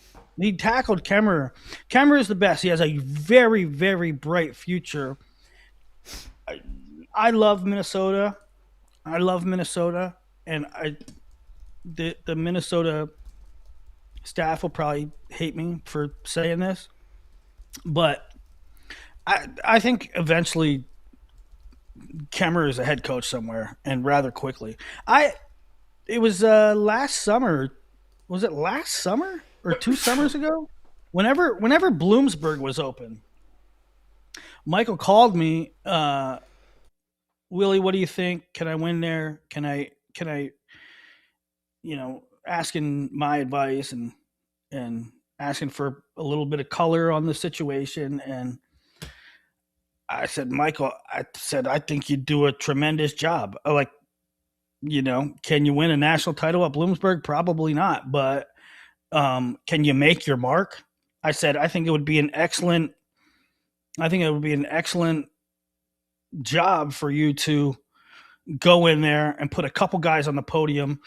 And that's the thing about it's all in context. It's all in perspective of what the job is. I mean, you remember Mark Cody at American. He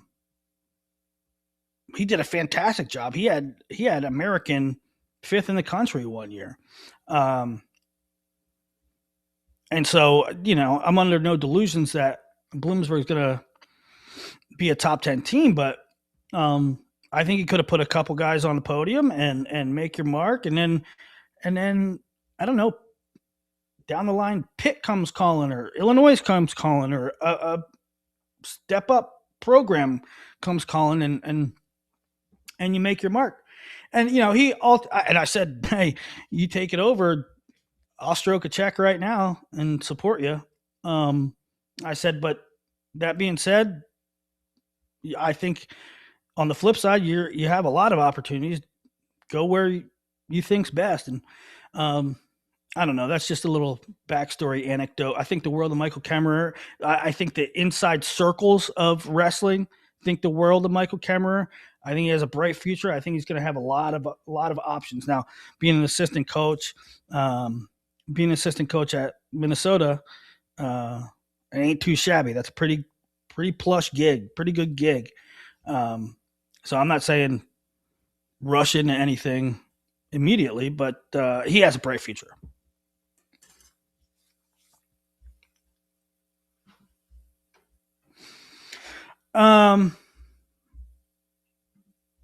What's my backside here? My all heart, all grit. We did it. Ryder Campos, right?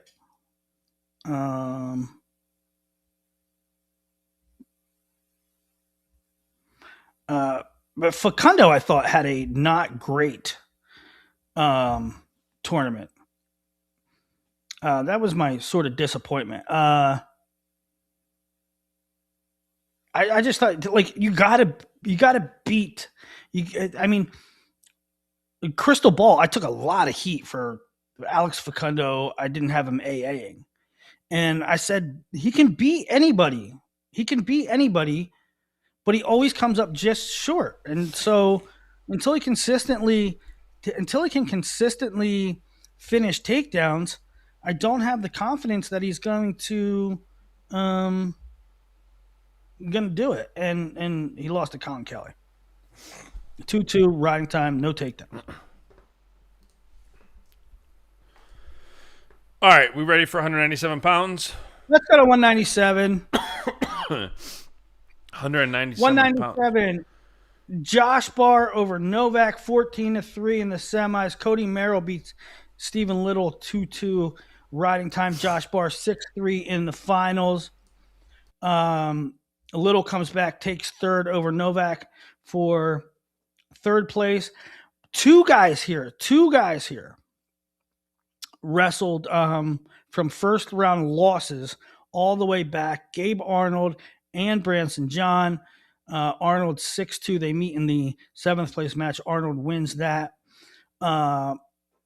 Cam McDaniel took fifth with a win over Angelo Posada, show favorite Angelo Posada. And I think you got to give a tip of the cap to McDaniel too, because McDaniel, I think after last year, McDaniel got on the podium seventh or eighth, and a lot of people were saying, I still don't think he's an A. He kind of had a good, easy path last year.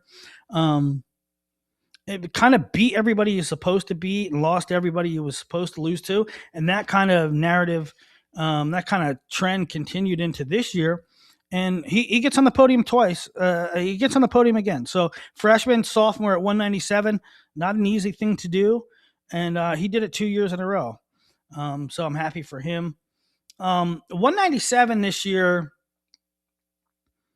197, not incredibly deep, especially after last year where how many guys graduated. It wasn't incredibly deep, but good performances by Arnold and McDaniel and Branson John. Which those two are my all grit, all heart team. They lost first round and come back. Yours was Gabe Arnold. My disappointment was Bennett Berge. Maybe something's going on with him too. I don't know. He's an All-American at 84 2 years ago.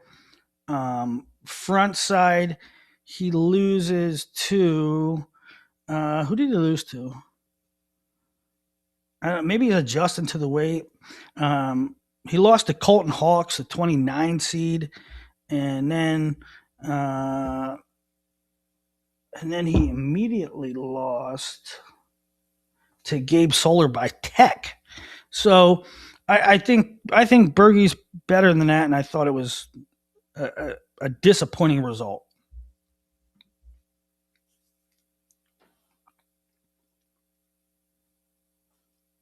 Am I Justin, muted? your audio.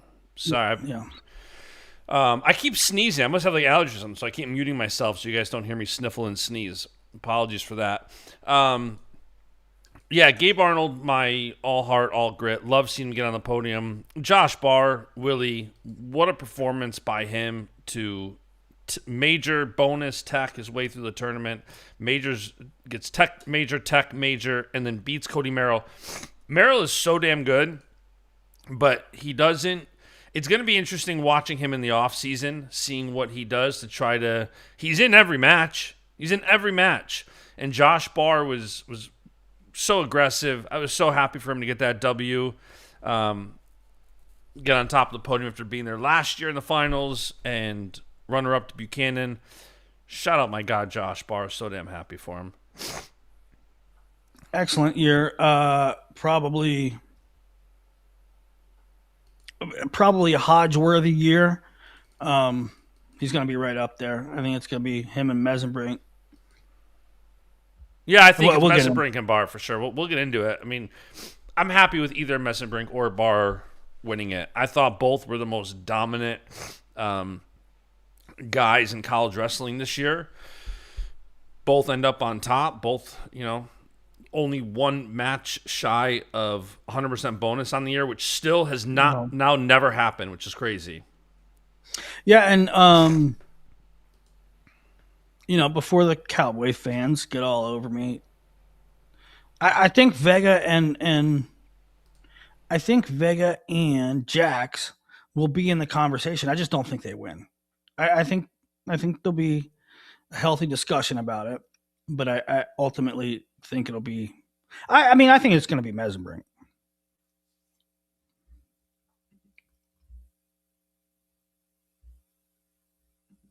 You on mute again, pal?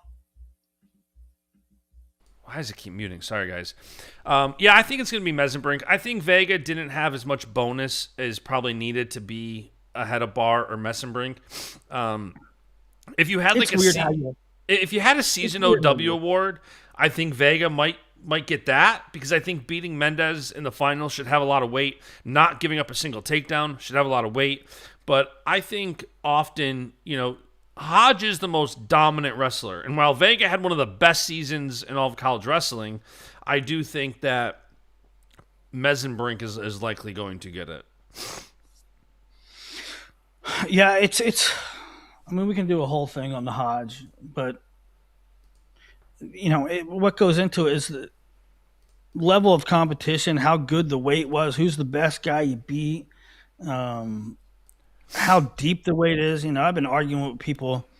I've been arguing with people on Twitter. Not a wrestler who's in the chat is adamant that 133 was the best weight, and there's no discussion about it to him.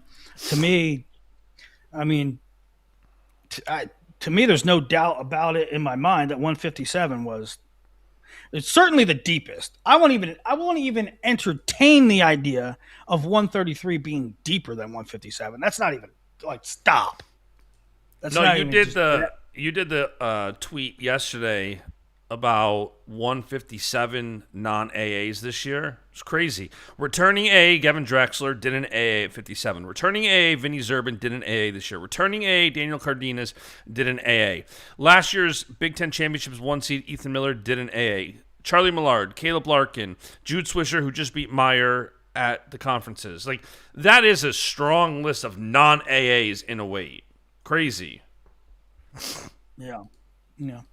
Okay, let's go to heavyweight, where Isaac Trumbull quietly, actually, a couple of weeks ago, like in the previous show, I said, "Are we all sleeping on Isaac Trumbull? Do we have we should really consider Isaac Trumbull? He's clearly a contender. Should we consider? I remember on this show saying, "Is he the pick?" Yeah. And I feel like Isaac Trumbull was the number one clear title contender that didn't get enough consideration pre-tournament. And he got the job done. And I'll tell you what, a lot of people, Bashada, the captain included, like, were picking Trumbull months ago. Like, sometimes it happens when a guy's in an ACC or a non-Big Ten conference, which is, it gets a lot of the love and a lot of shine, and I feel like it is worthy of that. But sometimes these guys go a little bit more under the radar because they're not in the Big Ten. And I think Trumbull was part of a byproduct of that. He had a dominating season. Undefeated on the year. It was sort of an odd year for NC State. It wasn't like the most high profile, and I'm not, because there's years where NC State is front and center all season long, and just for whatever reason, their scheduling or whatever. This season for NC State didn't have that much. It wasn't that in your face. It wasn't in your face a lot, and so maybe that was a reason for it. But he had a great year, undefeated, utterly dominant. Wasn't taken down. Did he give up a takedown all year? He didn't give a takedown in the tournament. He wins over Younger, Bastida. Both of those guys graduate, as does the third place finisher, Gadiali, the fourth place finisher, Doucette, the seventh place finisher, Zuba. So a lot graduating here. Willie, one of the coolest stories about Trumbull, too. I had two posts that went really, they went wild on Instagram, on Facebook. One of them was Oklahoma State sending 4 freshmen to the NCAA Finals. The other was a very cool story that I put out yesterday. I didn't really put it out. I just kind of reshared it. But Isaac Trumbull heading to the Army is not talked about nearly enough. He was in NC State's ROTC program. He's being commissioned in the Army in May. I don't know when the hell the last time we saw an NCAA champion graduate from college and then just go get commissioned. Why? It's obviously the closest thing. He was in, he's been in the military, and now he's kind of serving. I forgot how he's doing it, but it's very uncommon. Apart from Wyatt's example, NC State doing an awesome job with all around the board with Trumbull and who he is. Like, Trumbull's an awesome kid. Going to the Army is awesome, and I think he's the first heavyweight since Gwizdowski to win a title. Did I read this right? He's the fifth NC State champ under Pop, who's had half of all of NC State's champions. They've had like 10, and Pop's had 5. So crazy, awesome, feel-good story there with Trumbull heading into the Army, serving the country. Somebody, maybe, I forgot who was, maybe Robbie Wendell said it, that, let me try to pull up the tweet, because there was questions on whether or not Trumbull was going to continue competing on freestyle, and Robbie said he spoke on it after a semifinal win. He said he put in for Ranger School, but hasn't heard back yet, and that he would like to keep competing with WCAP as an option if they allow him. So it will be cool if we see him continue to compete at the heavyweight scene. It would be awesome to see him in the mix. Yeah, there was a period of time I kept checking in. His mother follows me. Trumbull's mom follows me on Twitter and DMs occasionally. And there was a period of time, like I bugged her a little bit when I thought there was a chance that Isaac goes up to heavyweight. And I was like, "Hey, any update? Is it going up? Is it going up?" And then there was even a period of time I thought he might not come back because I knew what was going on with him. With the military, and I was like, is he going to come back or is he going to go? He's going to go in and move on with his career, and like I think that was a thought at one point, and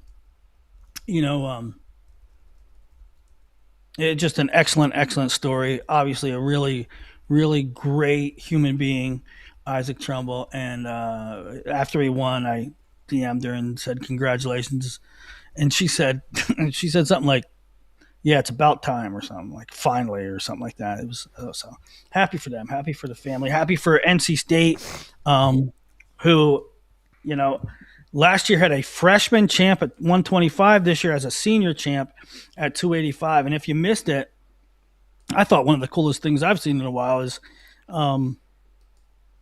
they lit up one of the buildings in honor of him as soon as Trumbull won the national title. NC State kind of celebrated him by lighting up a building. Yeah, very cool.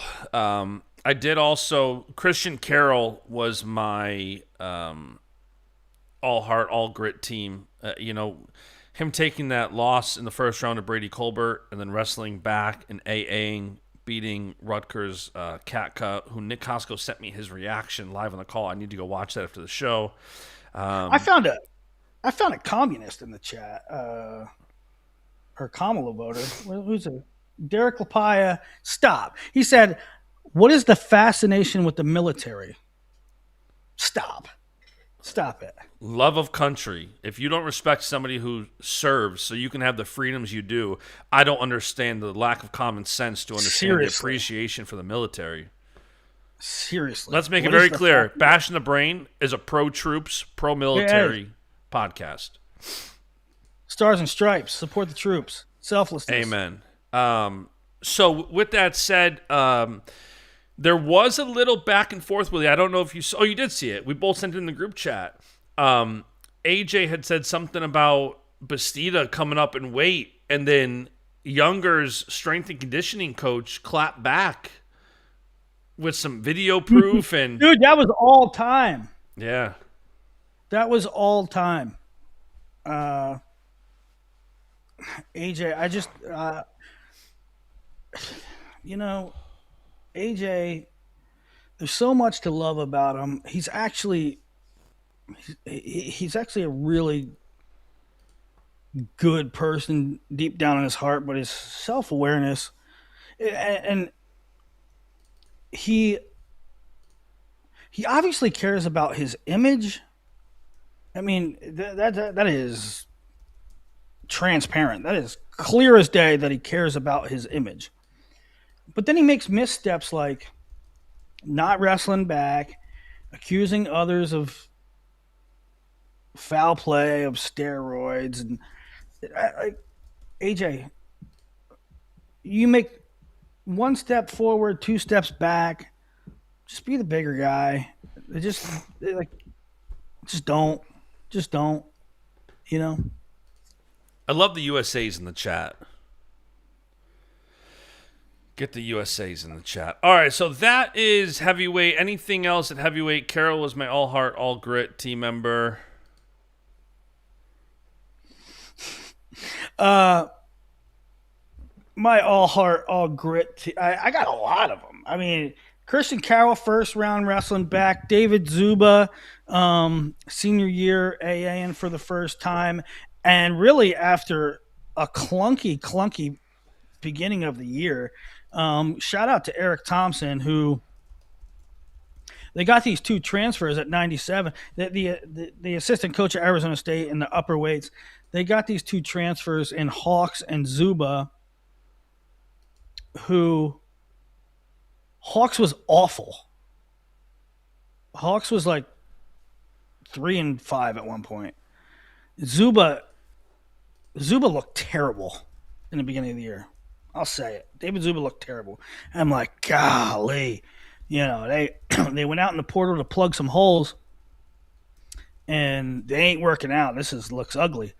And boy, by the end of the year, night and day. Hawks is beating Rademacher. Hawks is beating Bennett Berge.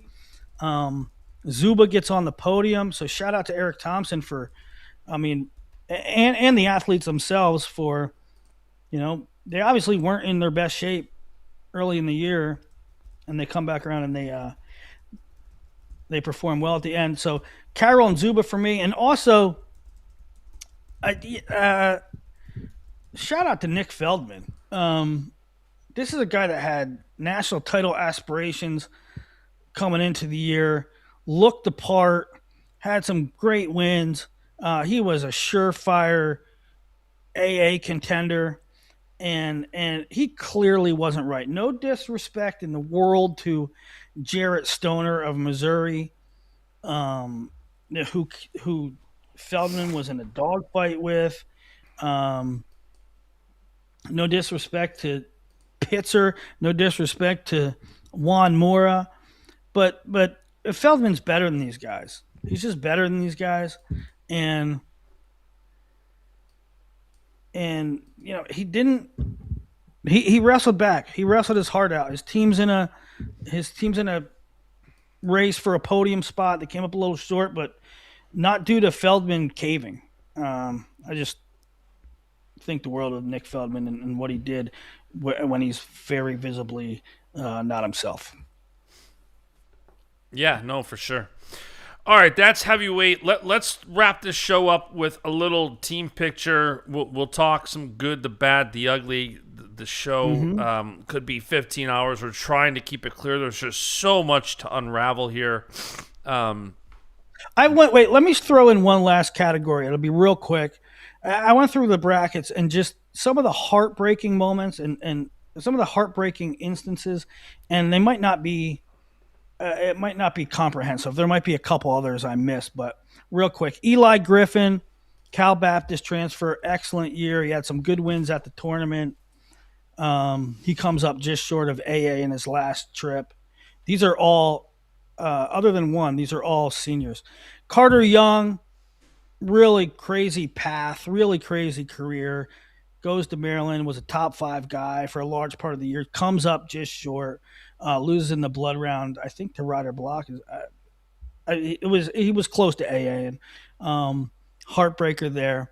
Cardenas loses to Cannon by blowing a late lead, and then he gets Shapiro in the wrestlebacks. Imagine your losses are to Cannon and Shapiro to not AA.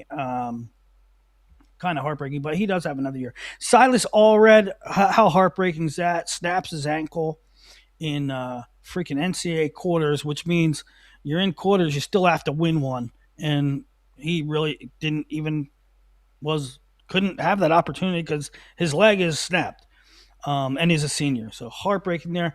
And then my last one was James Conway, top 4 guy at one point in the year, and Franklin and Marshall. And you would just love to see Franklin and Marshall, a guy that was a 0-star recruit, making it to the top 5. Would have been nice to see them get an All-American, but he came up just short. So wanted to mention some of the heartbreaking stuff too. Yeah, for sure. Worthy of it. All right, let's talk team picture for a few minutes. Let's talk the good, the bad, the ugly. The good, Penn State. I mean, amazing year once again. Break the team scoring record for the third straight year in a row, raising it to now I think 181 and a half. That 8 All-Americans, 4 champions. Incredible season on all counts. I thought Okie State, great season. They set program records. They set historical records. And also the job David Taylor has done there. You know, somebody shared it out, the Cowboy Wrestling graphic from 2024 when Oklahoma State finished in 10th place with 56 points. And now you look at this year, Oklahoma State having 131 points, even Nebraska having over 100. It's kind of crazy. Like, Penn State is so much better than everybody. That goes without saying. But Oklahoma State scoring 131 points as a runner-up. I can't imagine anybody's ever had a runner-up finish that was more than 130 points. I tweeted the same thing, and Ohio State, the last time it was in Cleveland, had a point or two more. Wow. But it's a historic runner-up number. Last year, Nebraska had the 4th highest runner-up finish ever. This year, very next year, Oklahoma State has the 2nd highest runner-up total of all time, and they did that largely with a roster of youngsters. Yeah. Other than a couple guys, they set the point record. They set the second highest second place finish of all time with a young squad.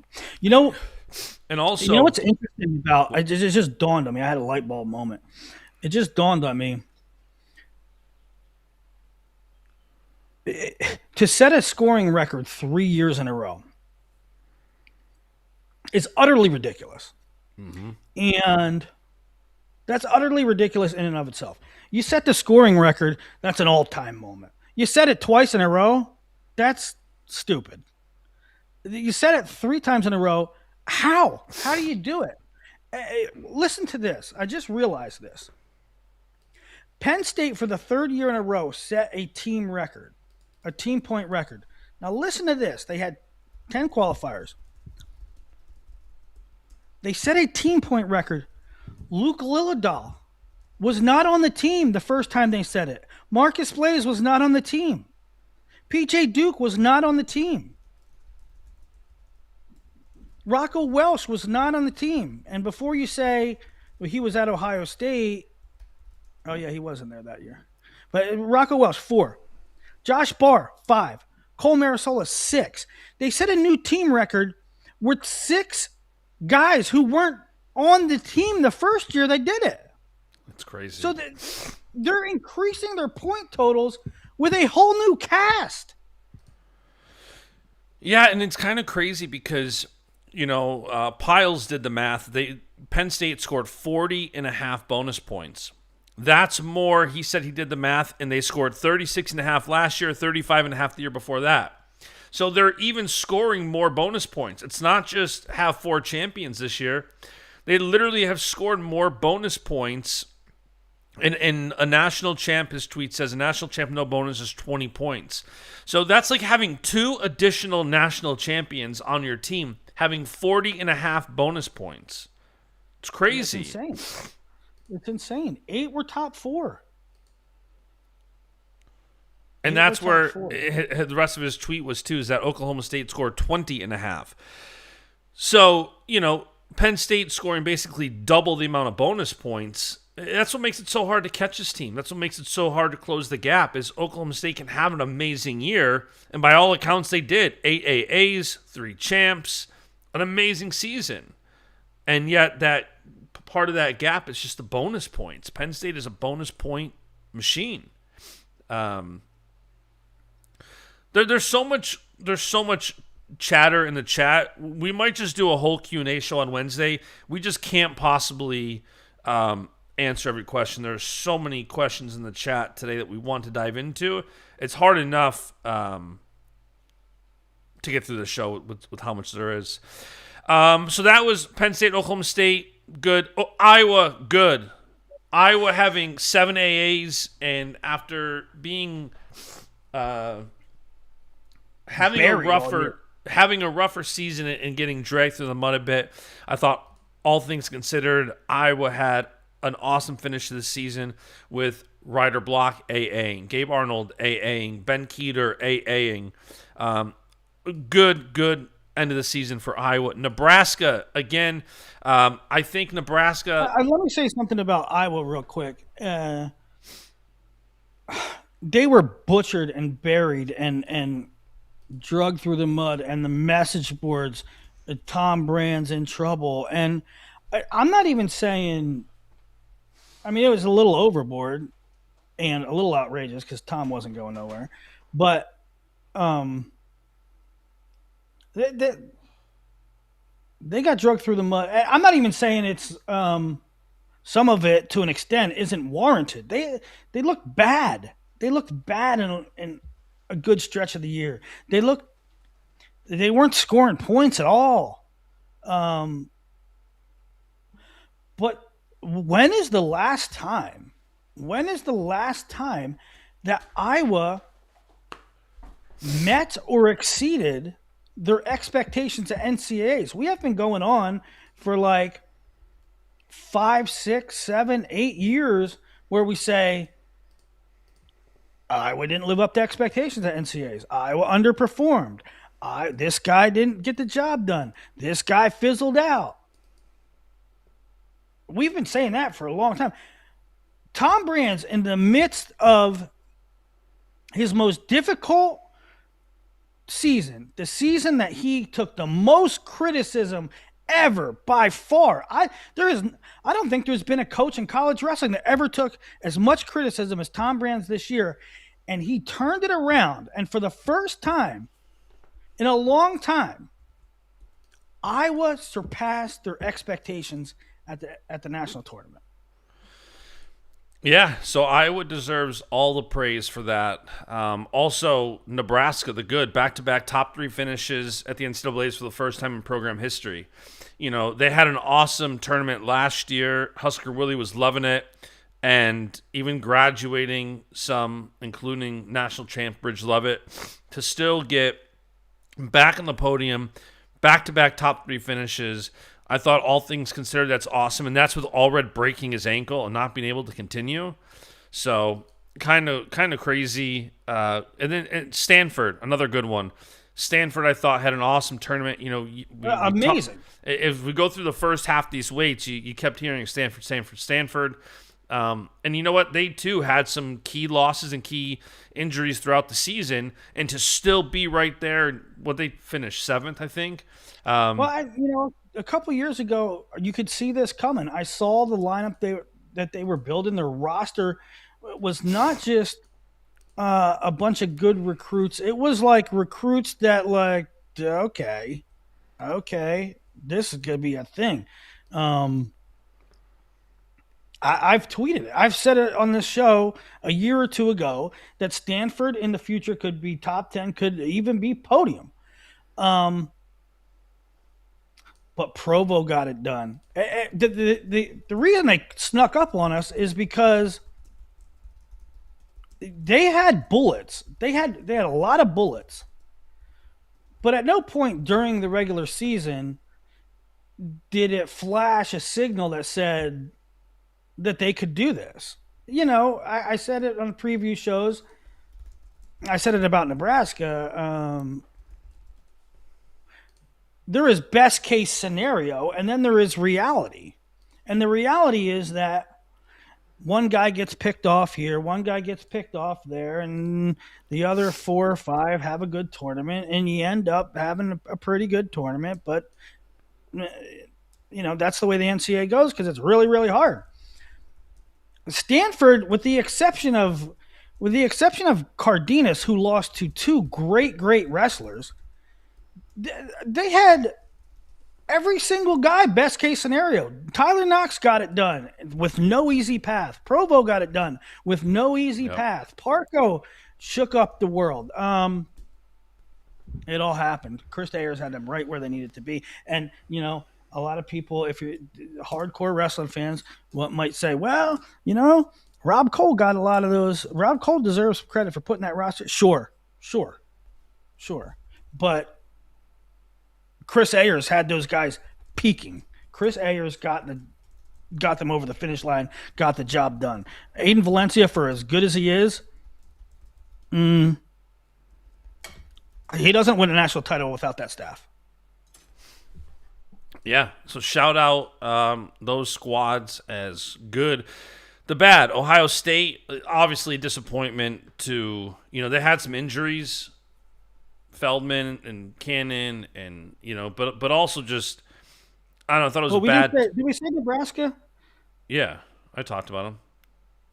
Nebraska, last year it was like everything went right for Nebraska. I mean, this is kind of a redemption story too. Last year, Nebraska's sort of a paper champion or paper. Everything went right. They maxed out. This can't happen again. They go to national duels. They get their ass beat by Ohio State and Okie State, and here they come. Told you, Nebraska's not that good. Last year was a fluke. Everything went right. Can't happen again. Now, they take third. They take third here. 7 All-Americans, and they had some things go their way, like Chance Lamer coming out of nowhere, but they also had really bad situations. Jake Van D had to come all the way back from first round. AJ Ferrari only got 6 place points because he didn't wrestle back. Silas Allred broke his ankle, and if he, in that blood round, if he beats Zach Ryder, if he's able to wrestle and beat Zach Ryder, which is a real possibility, that could be like 4, 5, 6 more points there. And so I think it's a really good story. I think it's a really good story. Nebraska's sort of redemption story, especially in light of that national duels rhetoric. Yeah, I agree. So bad, Ohio State and Virginia Tech. Virginia Tech having some disappointing tournaments with having Sonny Sasso, the 4 seed. Colin Guy bounced back, but still, bad tournament for Virginia Tech. Yeah, I love those guys. I'm not piling on them. No, it's not piling them. It said we think the world of them. And yeah, no, I'm just making it clear before we're big Virginia Tech guys. We love Jared Freyer. Jared Freyer, one of my favorite people. I love Tony Roby. And the future is super, super bright. And this is a case where I don't think that this tournament performance is indicative of what their team really is, of what it's not. I don't think it's a reflection of the program. I just think they had a lot of bad luck and a lot of bad breaks, and things didn't turn out the way they're going to be great. But the fact of the matter is, you gotta be honest.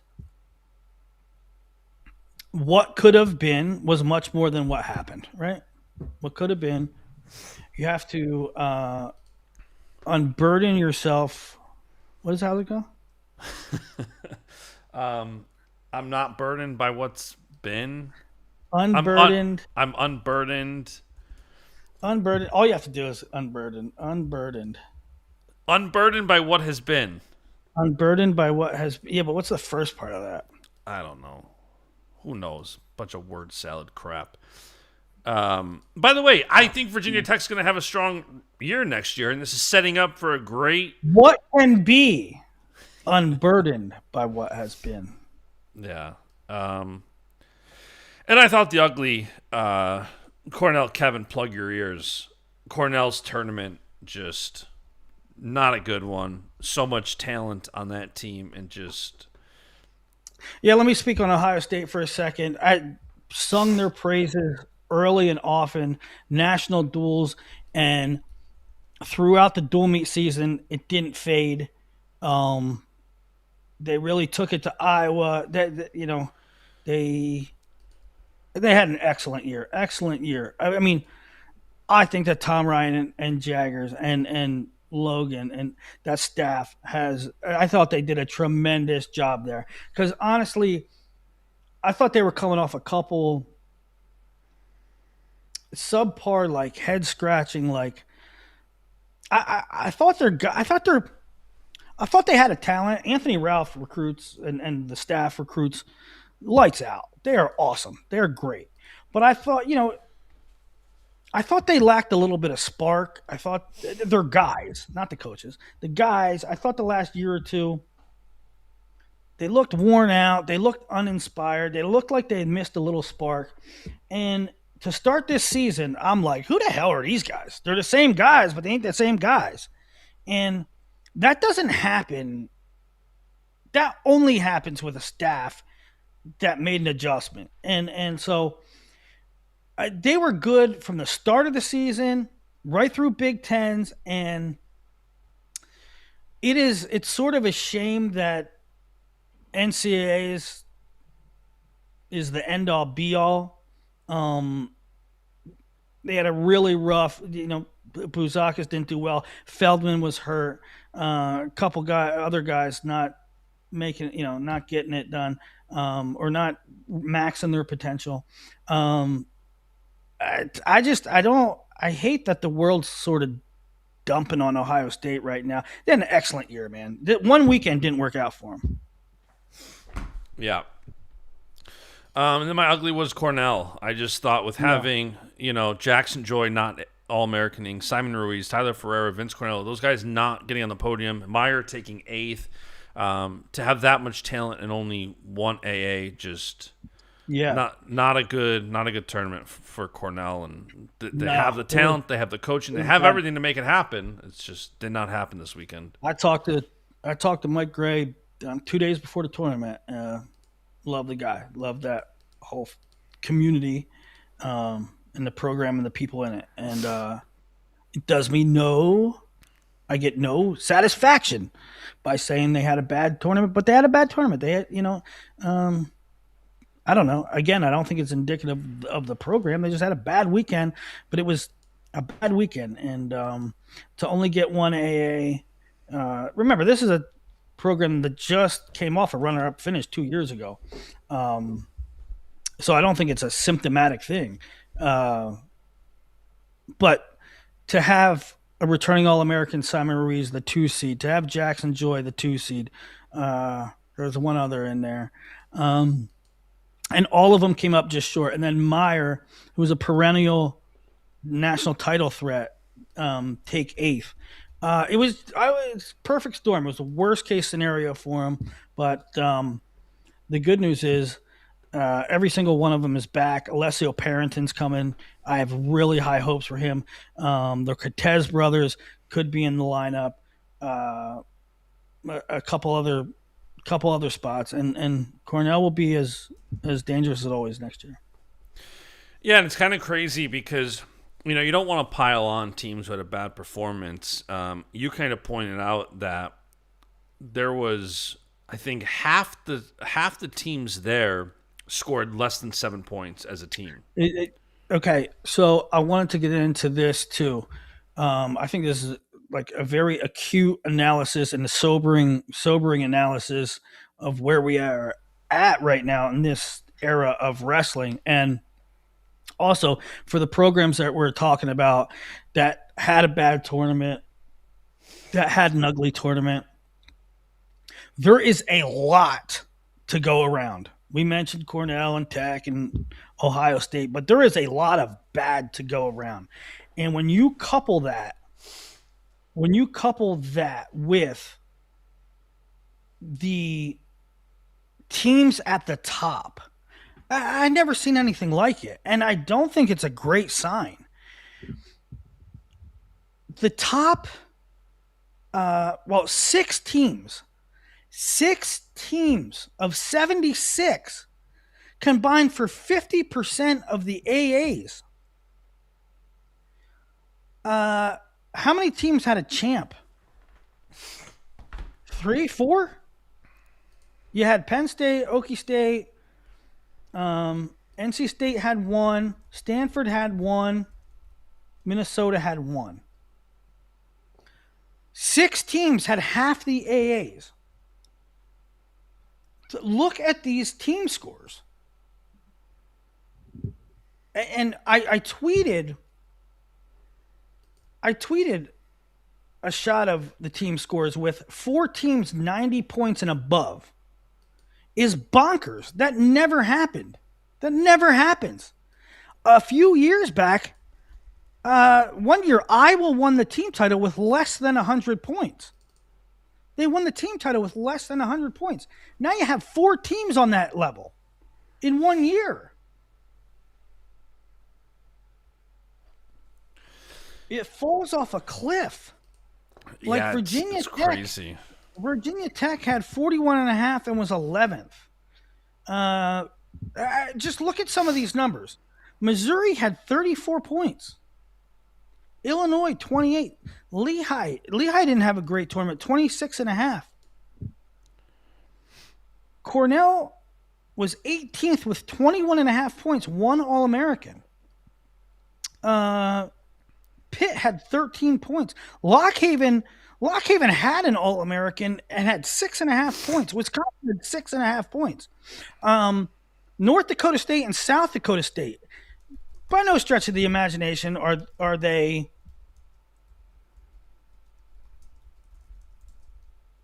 perennial team title contenders. But North Dakota State and South Dakota State combined for 11 points. Oregon State had 4 points. Oregon State had 4 points. Wild. There is a wide chasm right now. And a lot of teams. Northern Iowa had 9.5 points. They were 31st. North Carolina had 9.5 points, 31st. And they had an All-American. Oklahoma was 30th. They had 10 points. Oklahoma had 10 points. Josh Barr had 6.5 bonus himself. Josh Barr might go. There is a giant chasm, and it could be a sign of the time. It could be part of the era where it's the portal, it's the NIL. There's a bunch of haves and a bunch of have-nots. It could be that there's so many teams rebuilding this year, like Northern Iowa. They're typically much better than this. South Dakota State, they usually have a bunch of dudes, and I don't think South Dakota State stays down at this level for very long, and neither does Northern Iowa, and neither does Missouri. It was just a really odd year where it's this group, and then so many really, really low team scores. I know, it's crazy, and there's so much to dive into, and I feel like we're skipping over some. We're kind of rambling probably on some topics. There's just, you break this down from so many different ways. I mean, we're 2.5 hours in. I feel like we could easily double this.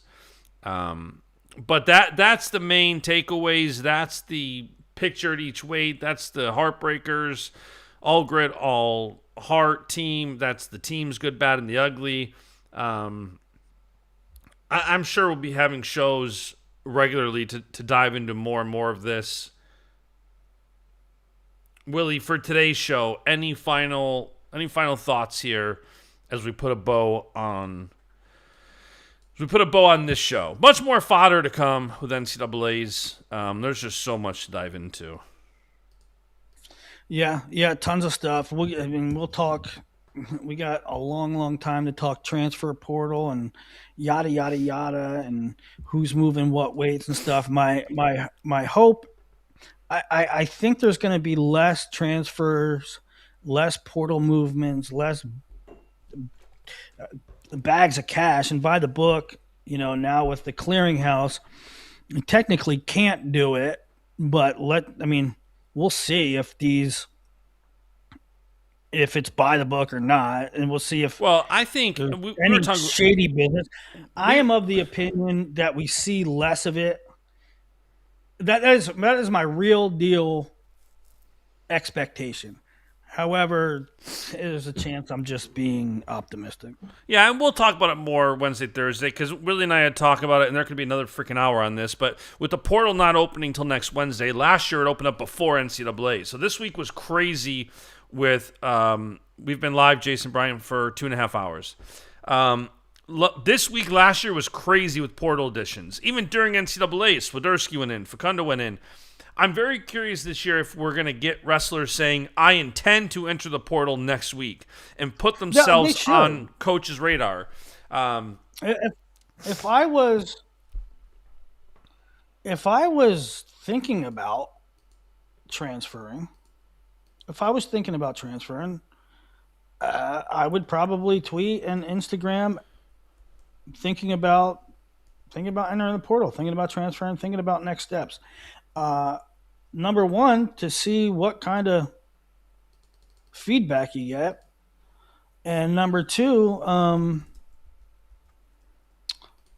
when you go in the portal, if you go in the portal today and I'm your coach, I can pull the scholarship. The university, I can pull the scholarship. So you can tweet and get feedback. You can tweet and see what the temperature is and what your options are before you can even put yourself at risk for having your scholarship pulled. Yeah. All right. That's today's show. We'll be back probably Wednesday or Thursday with another show. There's so much more to dive into. I know the chat is on one today with wanting to talk about a million different things. My head is spinning trying to keep up with the chat today. We love the chat. Grateful for the chat. There is so much. Some of what the chat's saying are nothing burgers. Others are like, yeah, we should talk about that. It's just only so much you can talk about. We've been live for 2.5 hours. That's today's show. We'll be back later this week with another show. Have no fear. The season's over, but Willie and I don't take a rest. We don't take a break. We'll be back with a show shortly. Go Bills.